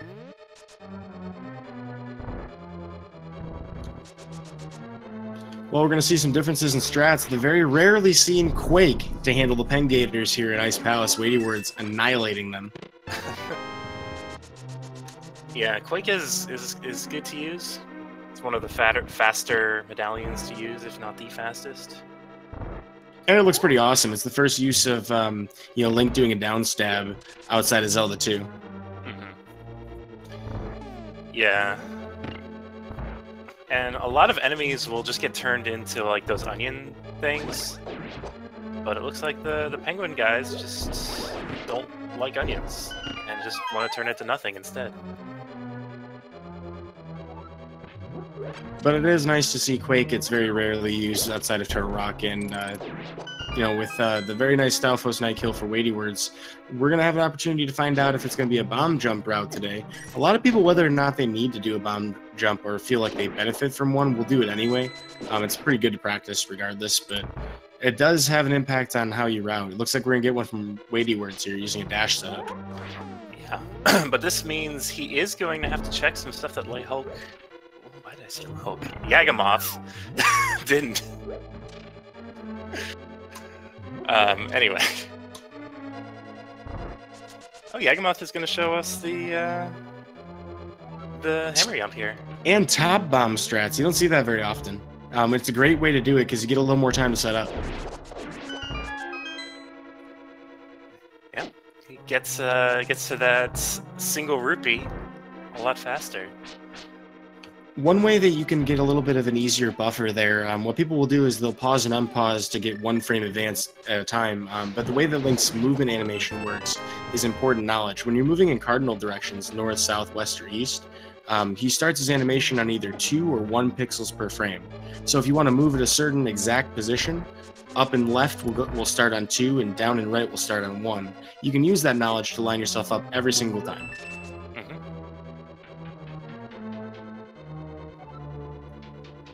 Well, good news for Yagamoth, it's definitely a small key behind that door, but we'll not find anything else, realizes it's over, and Palace of Darkness is in the past. We are heading to Swamp.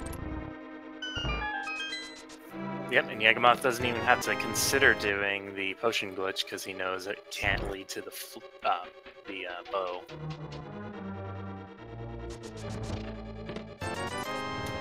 Alright, so it's Swamp Palace time. So, I mean, we've got, what, first chest, the one south of the main hub room, and left side. Oh, could be either of those drop-down points. We don't have the hook shot to check them both in one go. Yeah, the worst is when you find what you're looking for as the second, drop-down ledge. Yeah, so it's a 50-50 gamble if we're going to get a time loss here, and it's a guaranteed gamble to happen for both runners.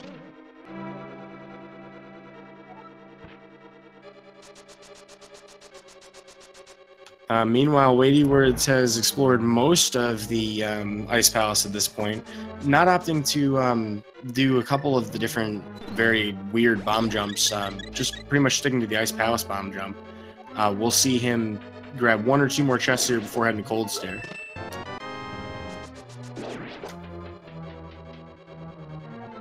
Alright, so which one do you think it's going to be today, Ruble? I think it's going to be left side swamp. First chest. The first chest he checks. Whichever one that is. Probably the one on the left. I got a feeling this is our chest right here. Okay. Well, you'd be wrong. It's definitely a good chest, though. But yeah, very flatly wrong. It's a great thing to find in Swamp Palace, though, to get a sword upgrade here, because the fight is so much easier when you have Tempered over Mastered. Of course, we're not going to actually finish this for a while, though.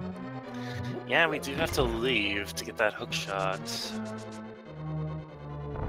WeightyWords having a bit of trouble in that icy spike firebar penguin room. I don't really know what it's called.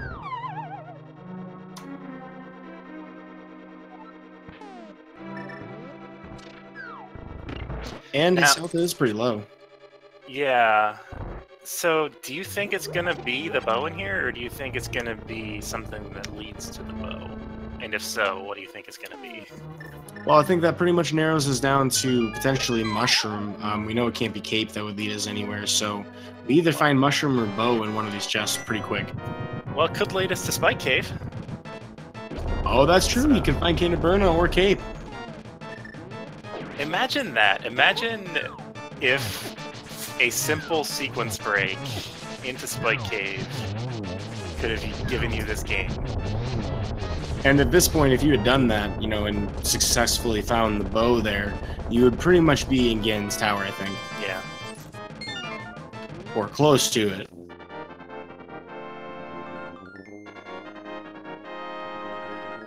Well, it looks like WeightyWords has survived the Cold Stare fight. That's a very dangerous fight, even with well, he had green mail, not blue mail. He hadn't checked the he hadn't grabbed the floating island in Dark Death Mountain. So yeah, every hit or every hug from the Cold Stare eyes was 4 hearts, and the icicles from the ceiling was 2. With less than 10 at the time when he started, that's a very dangerous fight. Yeah. Having half magic is always nice, though. He can kind of stun lock the puffs. And he did have bombos. And it looks like he's diving back into the dungeon as well, trying to figure out what was behind that big key.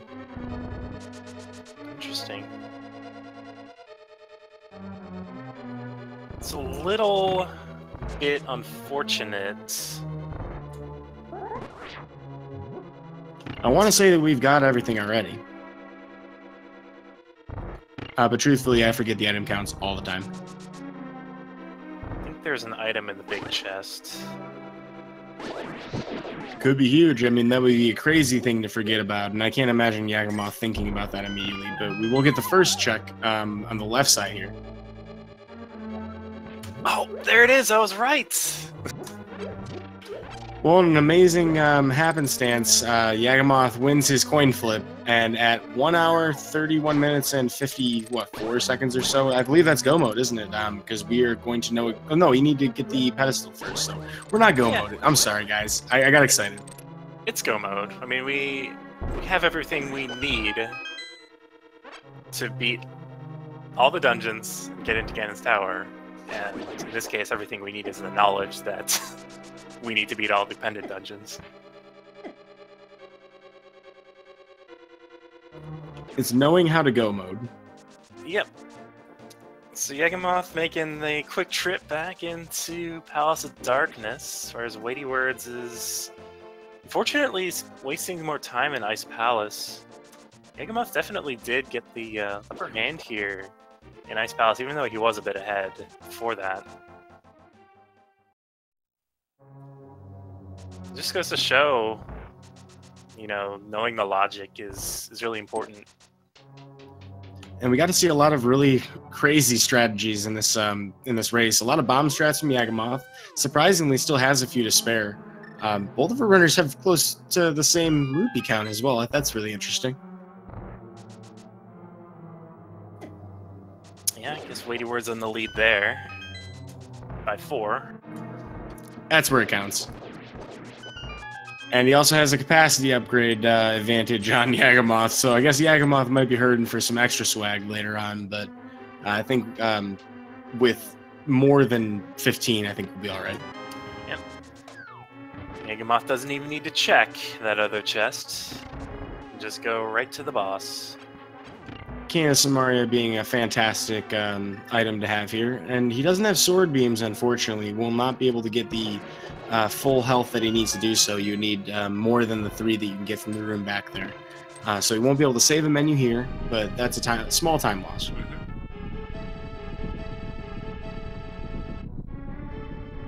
Though this Helma fight's about to feel pretty comfy. Blue mail, tempered sword, silver arrows. I mean, can't ask for much more than that. I gotta wonder, you know, Yagamoth does so many bombs. Do you think we'll see bomb Helmasaur? Doubt it. That would be so amazing. It's fun to see, but I feel like most runners, if they think they have a chance, aren't going to be doing it. I am happy to say, though, I did get to witness a bomb Vitreous today. Yeah. And Master Sword just sort of chilling out Vitreous.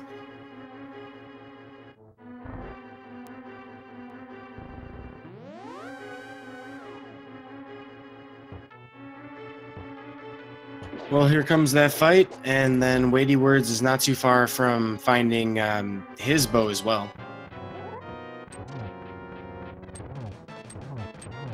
So it takes 17 of these hammer hits to destroy this shell in the face. If you hit the 17th while there's fireballs on the screen, you can actually despawn those fireballs based on a sprite limit that the game has. But once you do 17 of those, it's the equivalent of 8 Master Sword slashes, which could be 4 spins, but Tempered Sword is just 2, so it's pretty quick. In fact, Yagamoth did that faster than menuing to Silver Arrows. Good game knowledge to know the Tempered Sword can get him there. He gets the swag net as his prize. Yep, and the green pendant that we're never going to show to Sahasrahla. Yeah, it would be really convenient if we needed to get another item to check it at this point, but, you know, there's really not much reason. Yep, Yagamoth has to mirror now, finish up Eastern Palace. Hopefully he doesn't forget about that. Nope.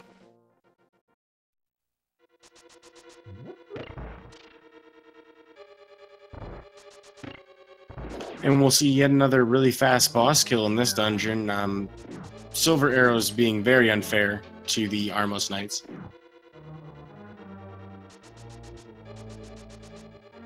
So all in all, this is about a 5-minute difference between these two runners, from what I had gathered, maybe 6 minutes, you know, from their go modes. That's still pretty close. Yeah, I think their execution is pretty similar. Both of them have really good execution. Both of them have had hiccups here and there. So I don't really see either one of them gaining much time over the other from now on. Yeah, so assuming that, you know, there aren't any major deaths or mistakes, Yagamoth does still have, you know, definitely enough of a lead to, you know, feel pretty comfortable with his strats. He would have to, you know, have some kind of major issue in Ganon's tower to give up a big portion of this lead.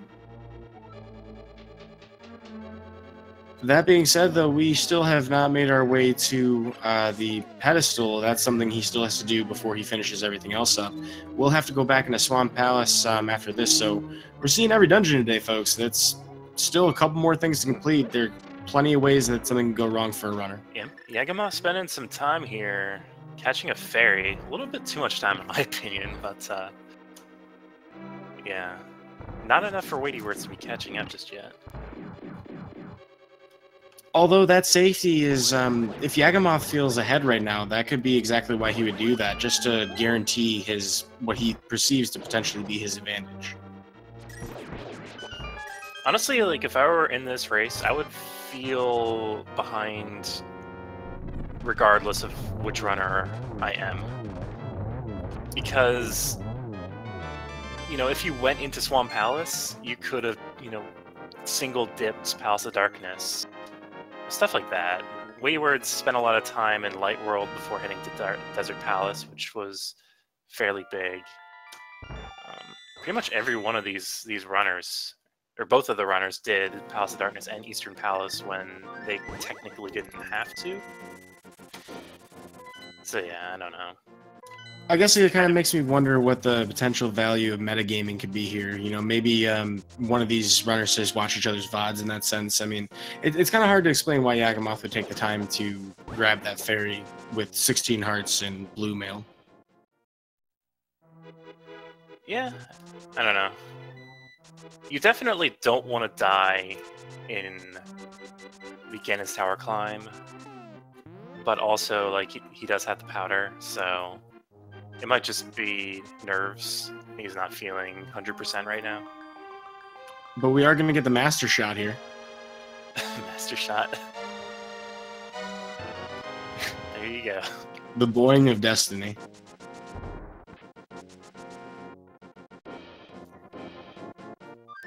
You know, why don't the sages ever seal away other items like that, like in the actual Zelda games? Why is it always the Master Sword? I like that both of us were using lore immediately into mind, but that is a good question. I mean, like, you know, not many people really watch the cinematic for the intro of the vanilla game anymore, but it's, you know, there's actually a pretty substantial story there. And in other Zelda games, we use it to literally seal Ganon in. So, I mean, yeah, that's an unanswered question as far as the series go, and not all Master Swords are made the same. Yeah, sometimes you can get them to turn gold and do ridiculous damage.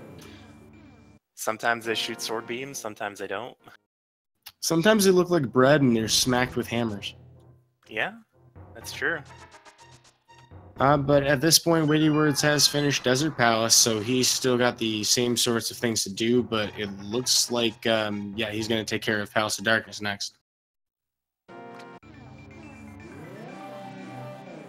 Well, Yagamoth's got, what, about 4 or 5 minutes in here tops, probably 3 or 4, honestly. I mean, it doesn't take that long to dive back there.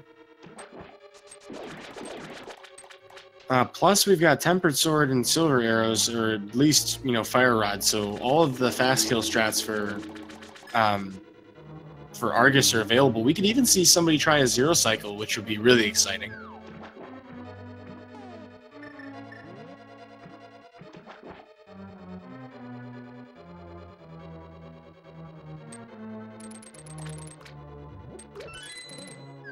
I see someone in chat talking about what it would feel like to use a hook shot. There's actually a video out there on YouTube, you know, by somebody who does theories, game theorists, if you ever heard of them, about how it would break your arm. So yeah, that's another potential issue with the Zelda universe. But I think if you know, if that's the thing that kind of catches your attention instead of stuff like crashing moons and, you know, fairies, you know, there might be more things to take an issue. Talking trees. Yeah. Maybe the hook shot should come with like a harness that you attach to like the rest of your body. So I think at that point we become Attack on Titan. Okay, yeah, maybe. We'll have to look into that, though. I would really love to have such a device. Alright, so we got Yagamoth walking through the restock room, heading to Argus, and WeightyWords just about, I don't know, a screen or two back, plus this cutscene from his Helmasaur fight, almost going to have synchronous boss entrances. Definitely will have both of them in their boss fights at the same time, as long as nothing goes wrong in Turtle Room. And WeightyWords will be able to skip a menu here by using a Sword Beam. Yeah, it's one of my favorite little optimizations. Just being able to not have to switch to like the bow or something.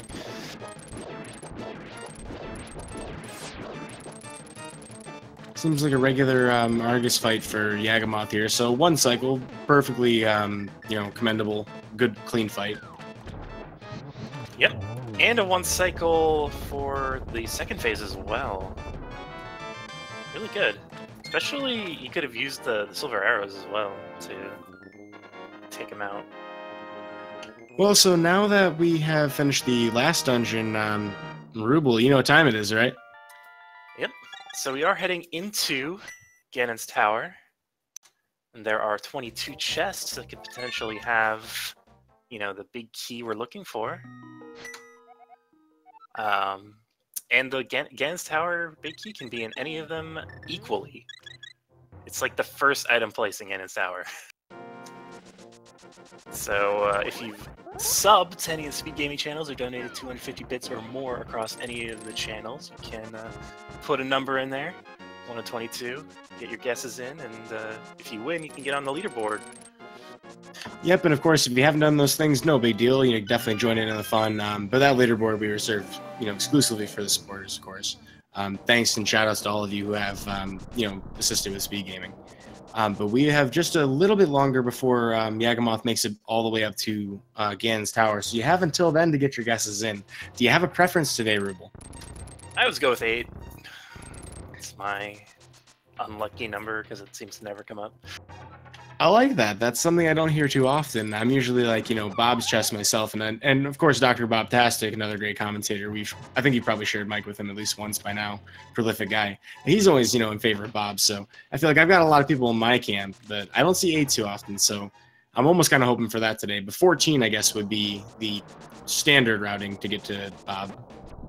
Yeah, and 8 would be The fire bar room with the old strat, which is when I first started guessing it. New strat is probably newer, like meta strat is probably somewhere in the Stalfos room. I believe the first chest in there. Yeah, and there are a lot of different ways that's changed over the versions, but we'll be cutting this off in just a moment, pretty much right when we're heading to the first chest of the game once we hit the basement. So get your last guesses in, folks.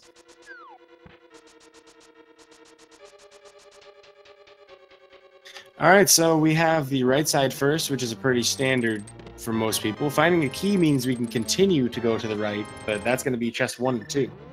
Yep, and this is the newer meta route that I was referring to. If you find a key, go right. Skip the tile room because everybody hates tile room.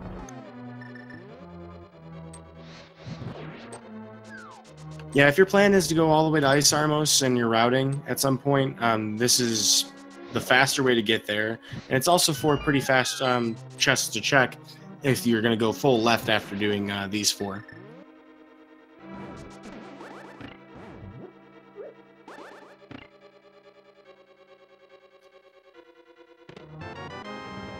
So chest 3 was 10 arrows, chest 4 is 50 rupees, 5 is bombs, and 6 is a big 20.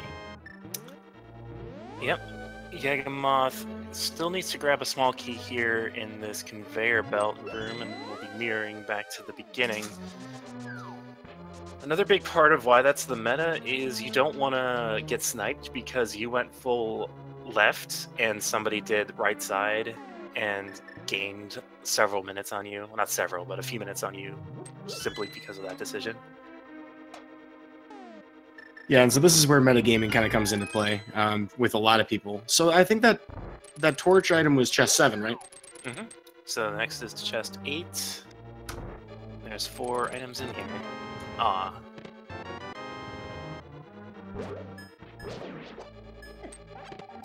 Well, this is being a little disappointing right now. We're finding small key, compass, piece of heart, and I don't even remember what the last one was. I was just feeling disappointment.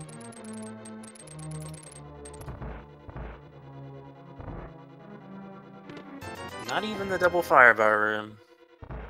So that's 12 down and still no big key. WeightyWords, if he goes full left, will have a chance to potentially save some time on Yagamoth here.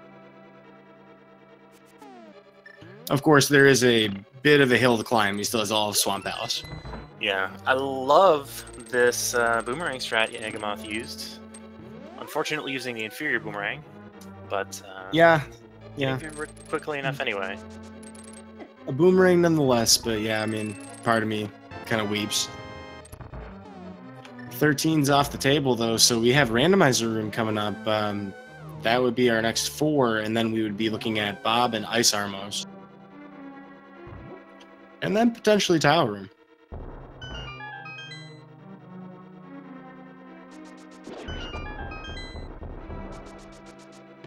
$14 is a small key, 15 big 20, 16 is our big key. Yep, Yagamoth doesn't even open the other chest looking for maybe Butter Sword or a heart piece for a full health refill. Just going right upstairs. Yeah, we certainly don't need a whole lot at this point. Gold Sword, not a bad thing to find, but you're definitely not going out of your way for it.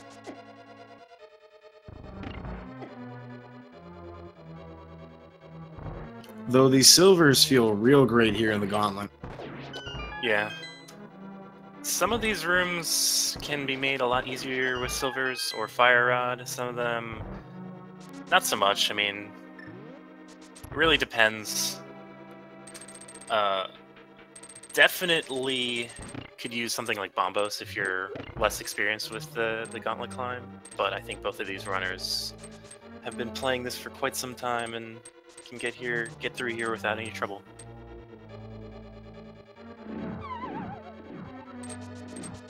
Well, it looks like Yagamoth's going to drop off the ledge to get the iframes for his next episode on Ganon Ball Z. He gets through the first part of the Gauntlet no problem, so he's got quite a few kill rooms ahead, and we'll have a couple ice rooms before Lamolus 2. And should be a pretty straightforward climb. He's got a lot of wind to his sails with all the safeties he has. Yeah, that was a really good Gauntlet 2 with the Fire Rod. So some enemies have like this little burning animation with the fire rod. The Stalfos do not. They just die. So if you can hit all three of them with fire rods, it's really quick.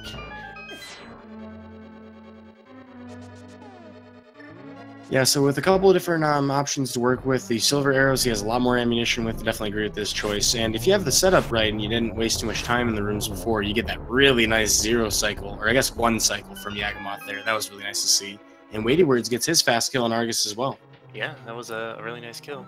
So we're getting close to the end of the dungeon here.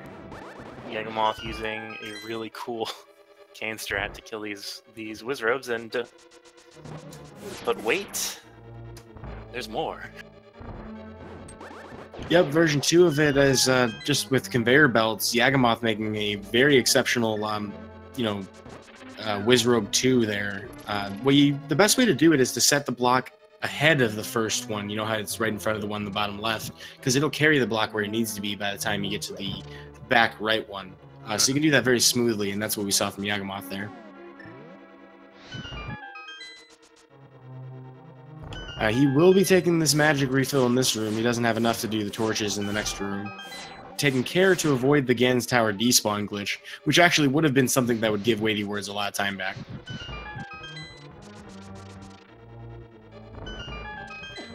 Alright, we have more than enough keys. Yagamoth ignoring these chests and these Helmosaurs.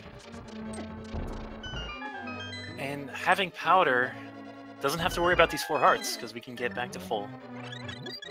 Or near full.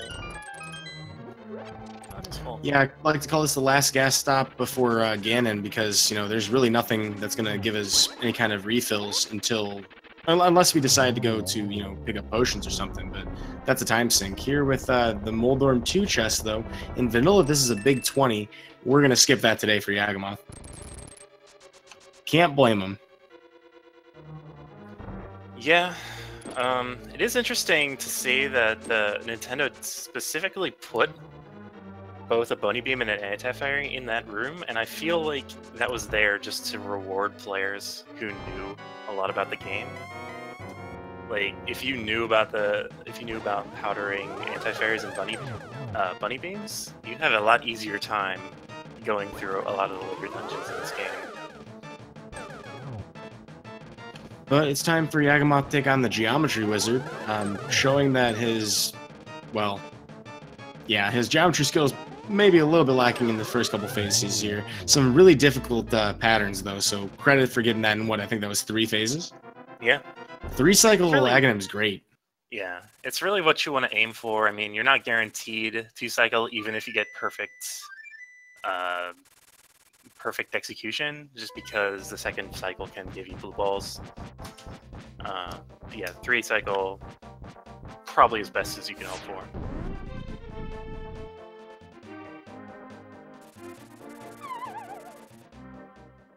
Or apparently it was 4.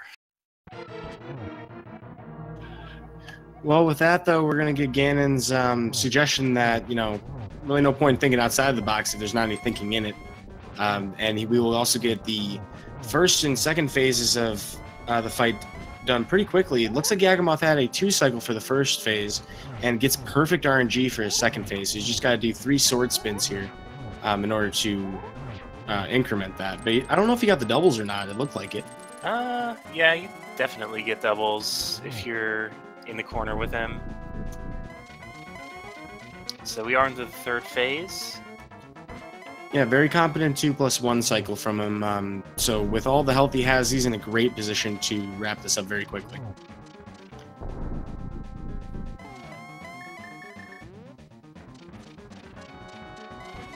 Well, it's only going to take 4 hits total. This is the 4th one for Phase 3. Phase 4, you're just going to need 4 silver arrows, and we just got to stun Ganon to do so. We're not going to bother with the torch glitch, which keeps the right one lit indefinitely. Or maybe he will. He actually gets it with the fire rod, which is a very tight window. Yep, and a nice double here, so we won't need to light it again. And Yagamoth takes him down. Well, if this was NMG, that'd be a fantastic split. Yeah. Alright, Yagamoth walks through the door, and finishes with a speed racing TV time of 1:54.18. GG's to Yagamoth. And right as he crosses the threshold, WeightyWords picks up his big key. So pretty much a Ganon's Tower Ascent, Aga 2, and Ganon separation, which is not all that much. That's, with the equipment we have, maybe 6-7 minutes if you do it really well, 7 or 8 if you're having a decent Ganon's Tower. So very impressive race from both of these runners, which is, just want to remind you guys, they're going to be doing a lot more randomizer before this tournament's over. I think both of these runners have a great shot at making brackets. We definitely know Yagamoth is going to advance based on his 5-1 record after today. WeightyWords just needs to win his match next week, and I think he's got a good shot of that. Yeah, I mean, the amount of time between these runners, I feel, doesn't appropriately reflect the skill that WeightyWords has shown. It's just that WeightyWords kept going in the wrong direction, basically. And it was mostly from the early game routing, not going into deserts, and also putting off certain other locations later on. All right, well, we're going to see if we can get Yagamoth in here for an interview real quick while WeightyWords is ascending the tower. So give us just a moment for that. So far, it looks like a pretty good gauntlet overall, though. Yeah, Yaga definitely did have an easier time with the fire rod. WeightyWords more interested in conserving his magic, which I can understand. Well, it looks like we do have Yagamoth in the waiting room. I'm going to pull him in. And we are joined by our victor today, Yagamoth. GG. GG. Good evening. How are you feeling about this seed? That was something. I think this might be kind of the weirdest logic I've ever seen, because technically I still was not able to complete Turtle Rock by logic. I don't know with the last shield or any vulnerability I miss. That was something. Yeah, that's true. I don't think we've never found that third shield yet. Yeah, I was really worried actually when at the beginning, I forgot to mark the flute on my tracker, so the checkerboard cave didn't light up, so I was just kind of panicking towards the end of checking all the items in Eastern Palace, because, wait, did I miss something? Did I miss something? And I did indeed miss something. Thankfully, eventually I figured it out. Interesting enough, actually was on my way to Desert Palace, checking whether I mismarked the items there, and there was indeed an item on Lanolas. But then I remembered, oh yeah, that thing over there. Yeah, it was a pretty big shock to us on the commentator couch, just finding the boots on that ledge. I mean, so many weird twists and turns, just like you said, some of the craziest, weirdest logic you probably would ever see. Did you have a personal favorite for, like, the worst thing that you encountered in this seed? A personal favorite for the worst thing?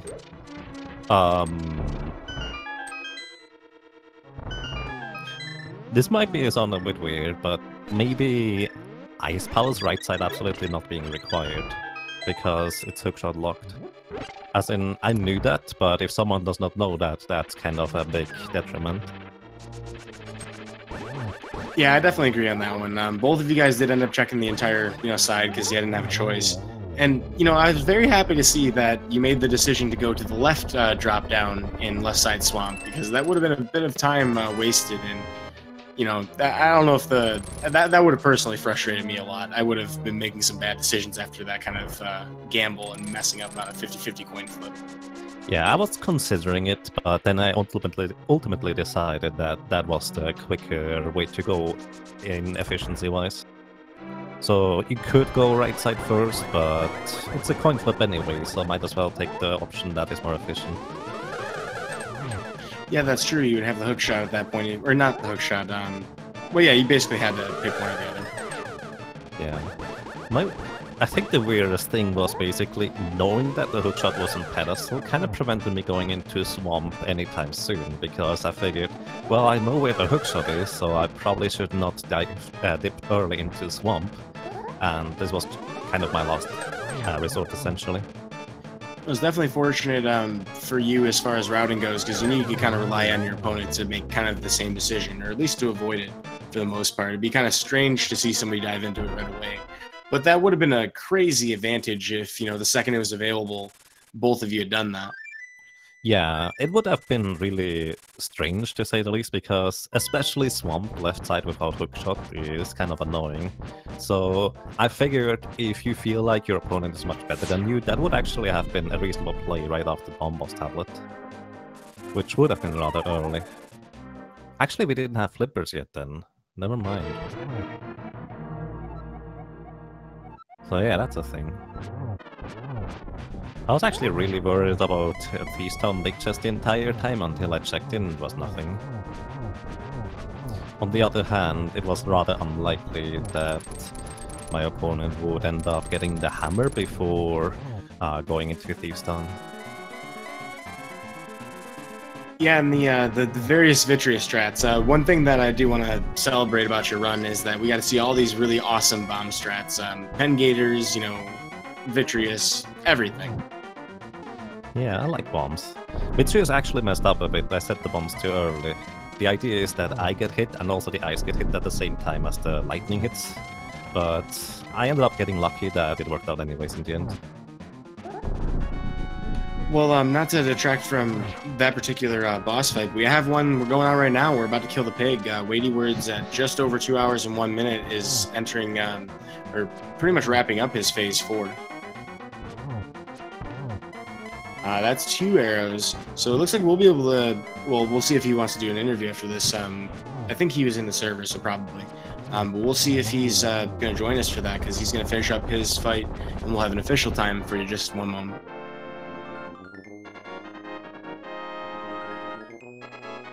Well, while we're waiting on that, well, actually, yeah, we have this right here. So WeightyWords has finished with an official speed racing TV time of 2 hours, 1 minute, and 28 seconds. So very fantastic time for both of our runners. It's a very tight gap as well. I'm very impressed to see that. And the end title card saying "we," I'm not sure if that's how I'd feel after that. I wonder if Yagamoth, do you feel like that after that seed? I mean, High Spirits is always awesome. I'm not sure everybody gets the reference though. Hey, it's always worth a shot. Let's put it this way. I generally really like Trolley Seeds, but I'm not so sure about in tournaments.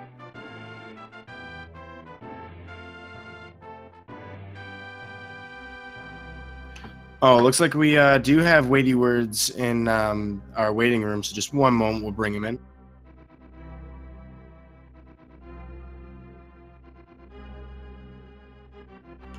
Alrighty, it looks like we are joined by our other contestant today, WeightyWords, with who had just finished his race. Congratulations on completing the seed.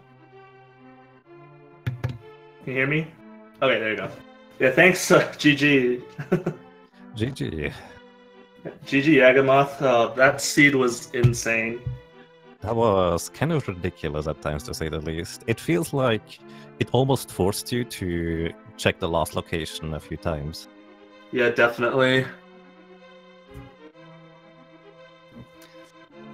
And despite like any differences that we did see in your guys' routing, that is ultimately what it came down to in pretty much every situation. You know, eventually you guys got to the flute. Eventually you guys got to, you know, various one-off things that were holding us back. And for a while, we actually thought WeightyWords, you didn't do the early Agena check, right? You got the Quake later on. Yeah, I did that. I kind of forgot to check that after Desert, but I got it afterwards, after getting the Moon Pearl.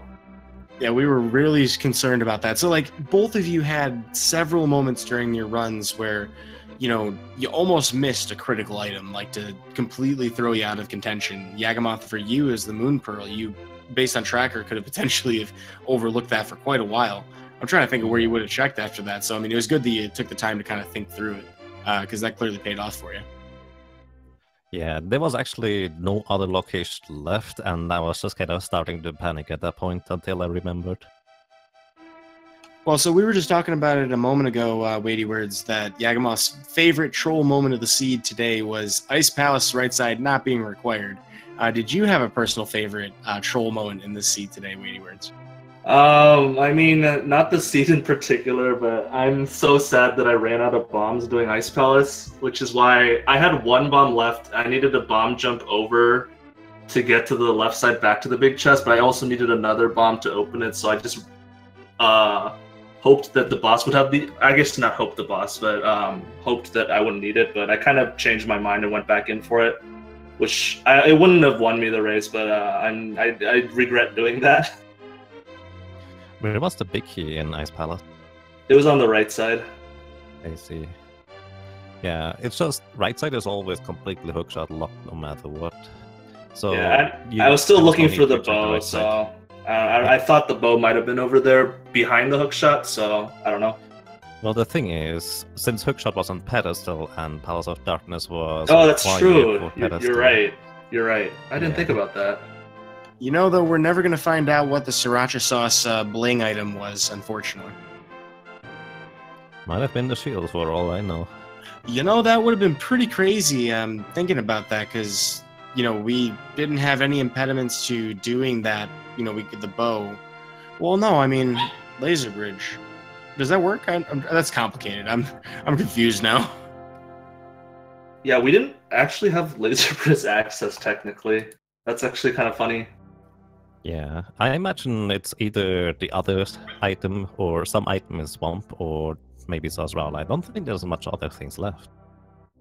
Well, yeah, I guess you could do that if you had double dip Turtle Rock.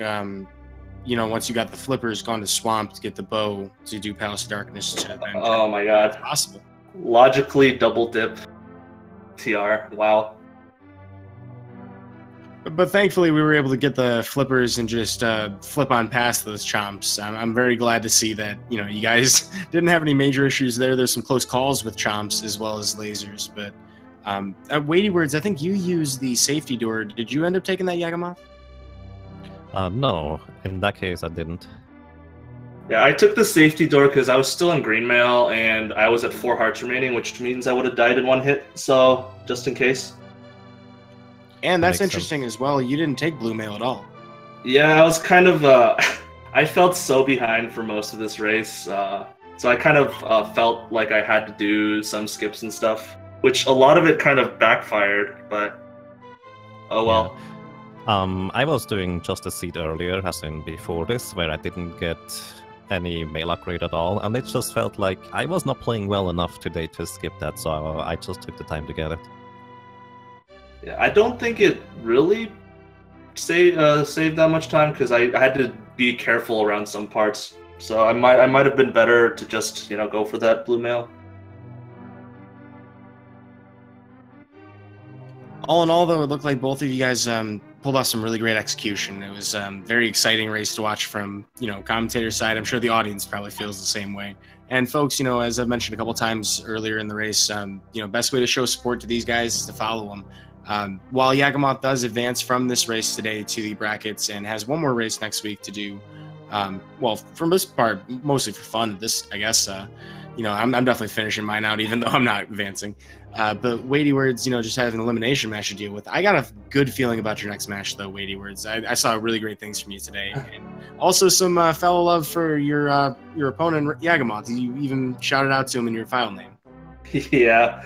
I specifically learned that bomb jump for this match. Just for fun. Oh, that's exciting to find out. I actually really like it, because I always have trouble with that bomb jump. So this was kind of cool to learn it.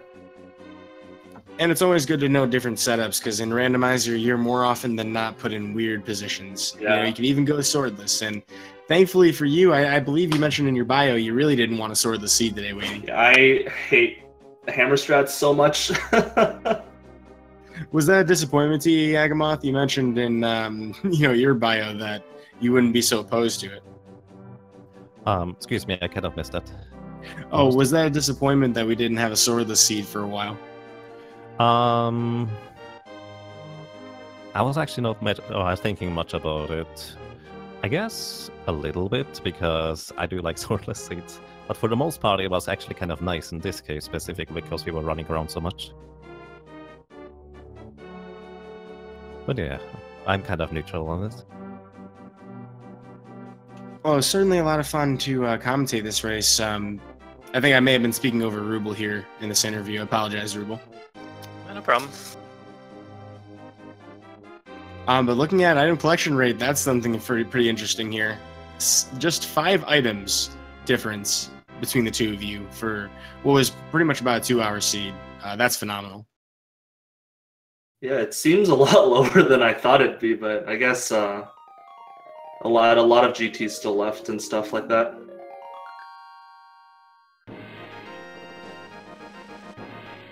Yeah, I guess Ganos Tower just has that many locations. I ended up just not opening up any chests at all, even after I basically got the big key, just straight through. Yeah, same. Also, I'm taking a look at what else we're gonna have here for Randomizer today, because obviously Friday is a busy night, and actually, as it turns out, we have quite a few matches left. Do you happen to have the schedule open, Ruble? I do. So, right now, actually, there is a match, Dragon CO versus Wolfie on Speed Gaming 3. That started at 6, so it's only 20 minutes in, or maybe a bit less. We have Errorframe versus Julo Ninja on Speed Gaming 5 at 7 p.m. Raspberry Floof versus I Am the Schwartz on Link to the Past Randomizer 2 at 8 p.m. And then at 9 p.m. we have Trank versus Slowpoke 316, as well as on Speed Gaming 3 we have Willard J. Bradley, everybody's favorite admin, versus Put some coffee on. versus Ben Teasy. AKA, I don't need Sankart.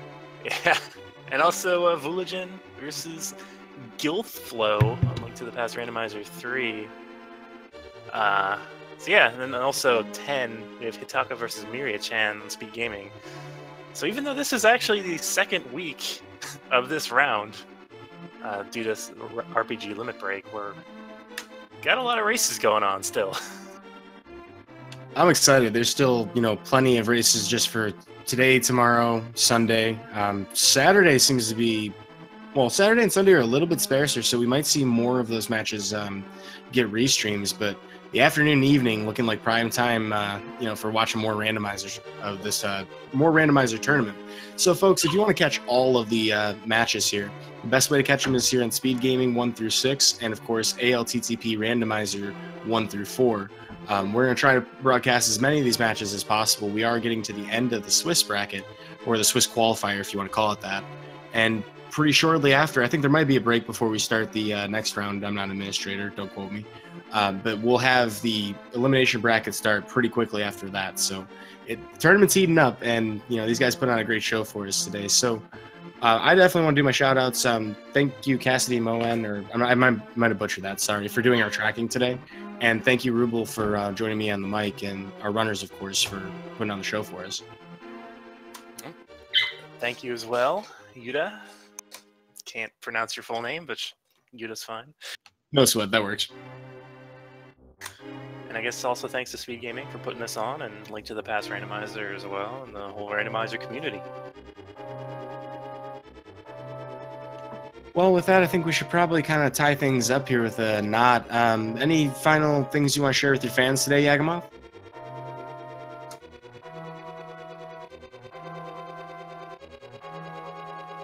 Looks like you may have just... Yeah, there we go. Sorry, I have nothing. I just need to cool down a little bit after this, I guess.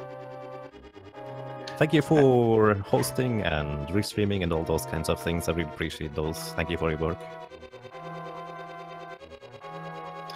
Certainly a pleasure to get an opportunity to cast this, and also want to extend the same opportunity to WeightyWords. Anybody you want to shout out there, or anything you want to say to your fans? Yeah, I mean, thanks for all you guys to make the restream possible. I love getting my match restream, even though it's nerve-wracking. It's always fun to just kind of go back and watch, the commentary, the chat, and just see how we routed the season. So thanks to everybody for that. Well, I think that pretty much covers all bases here, folks. We definitely have other randomizer on now and plenty more coming. We just told you about it. But I have been Uday Monistic. Today I've been joined by Ruble. You're here on Speed Gaming 2. And from everybody here at the cast, thanks for tuning in, and we'll see you next mission.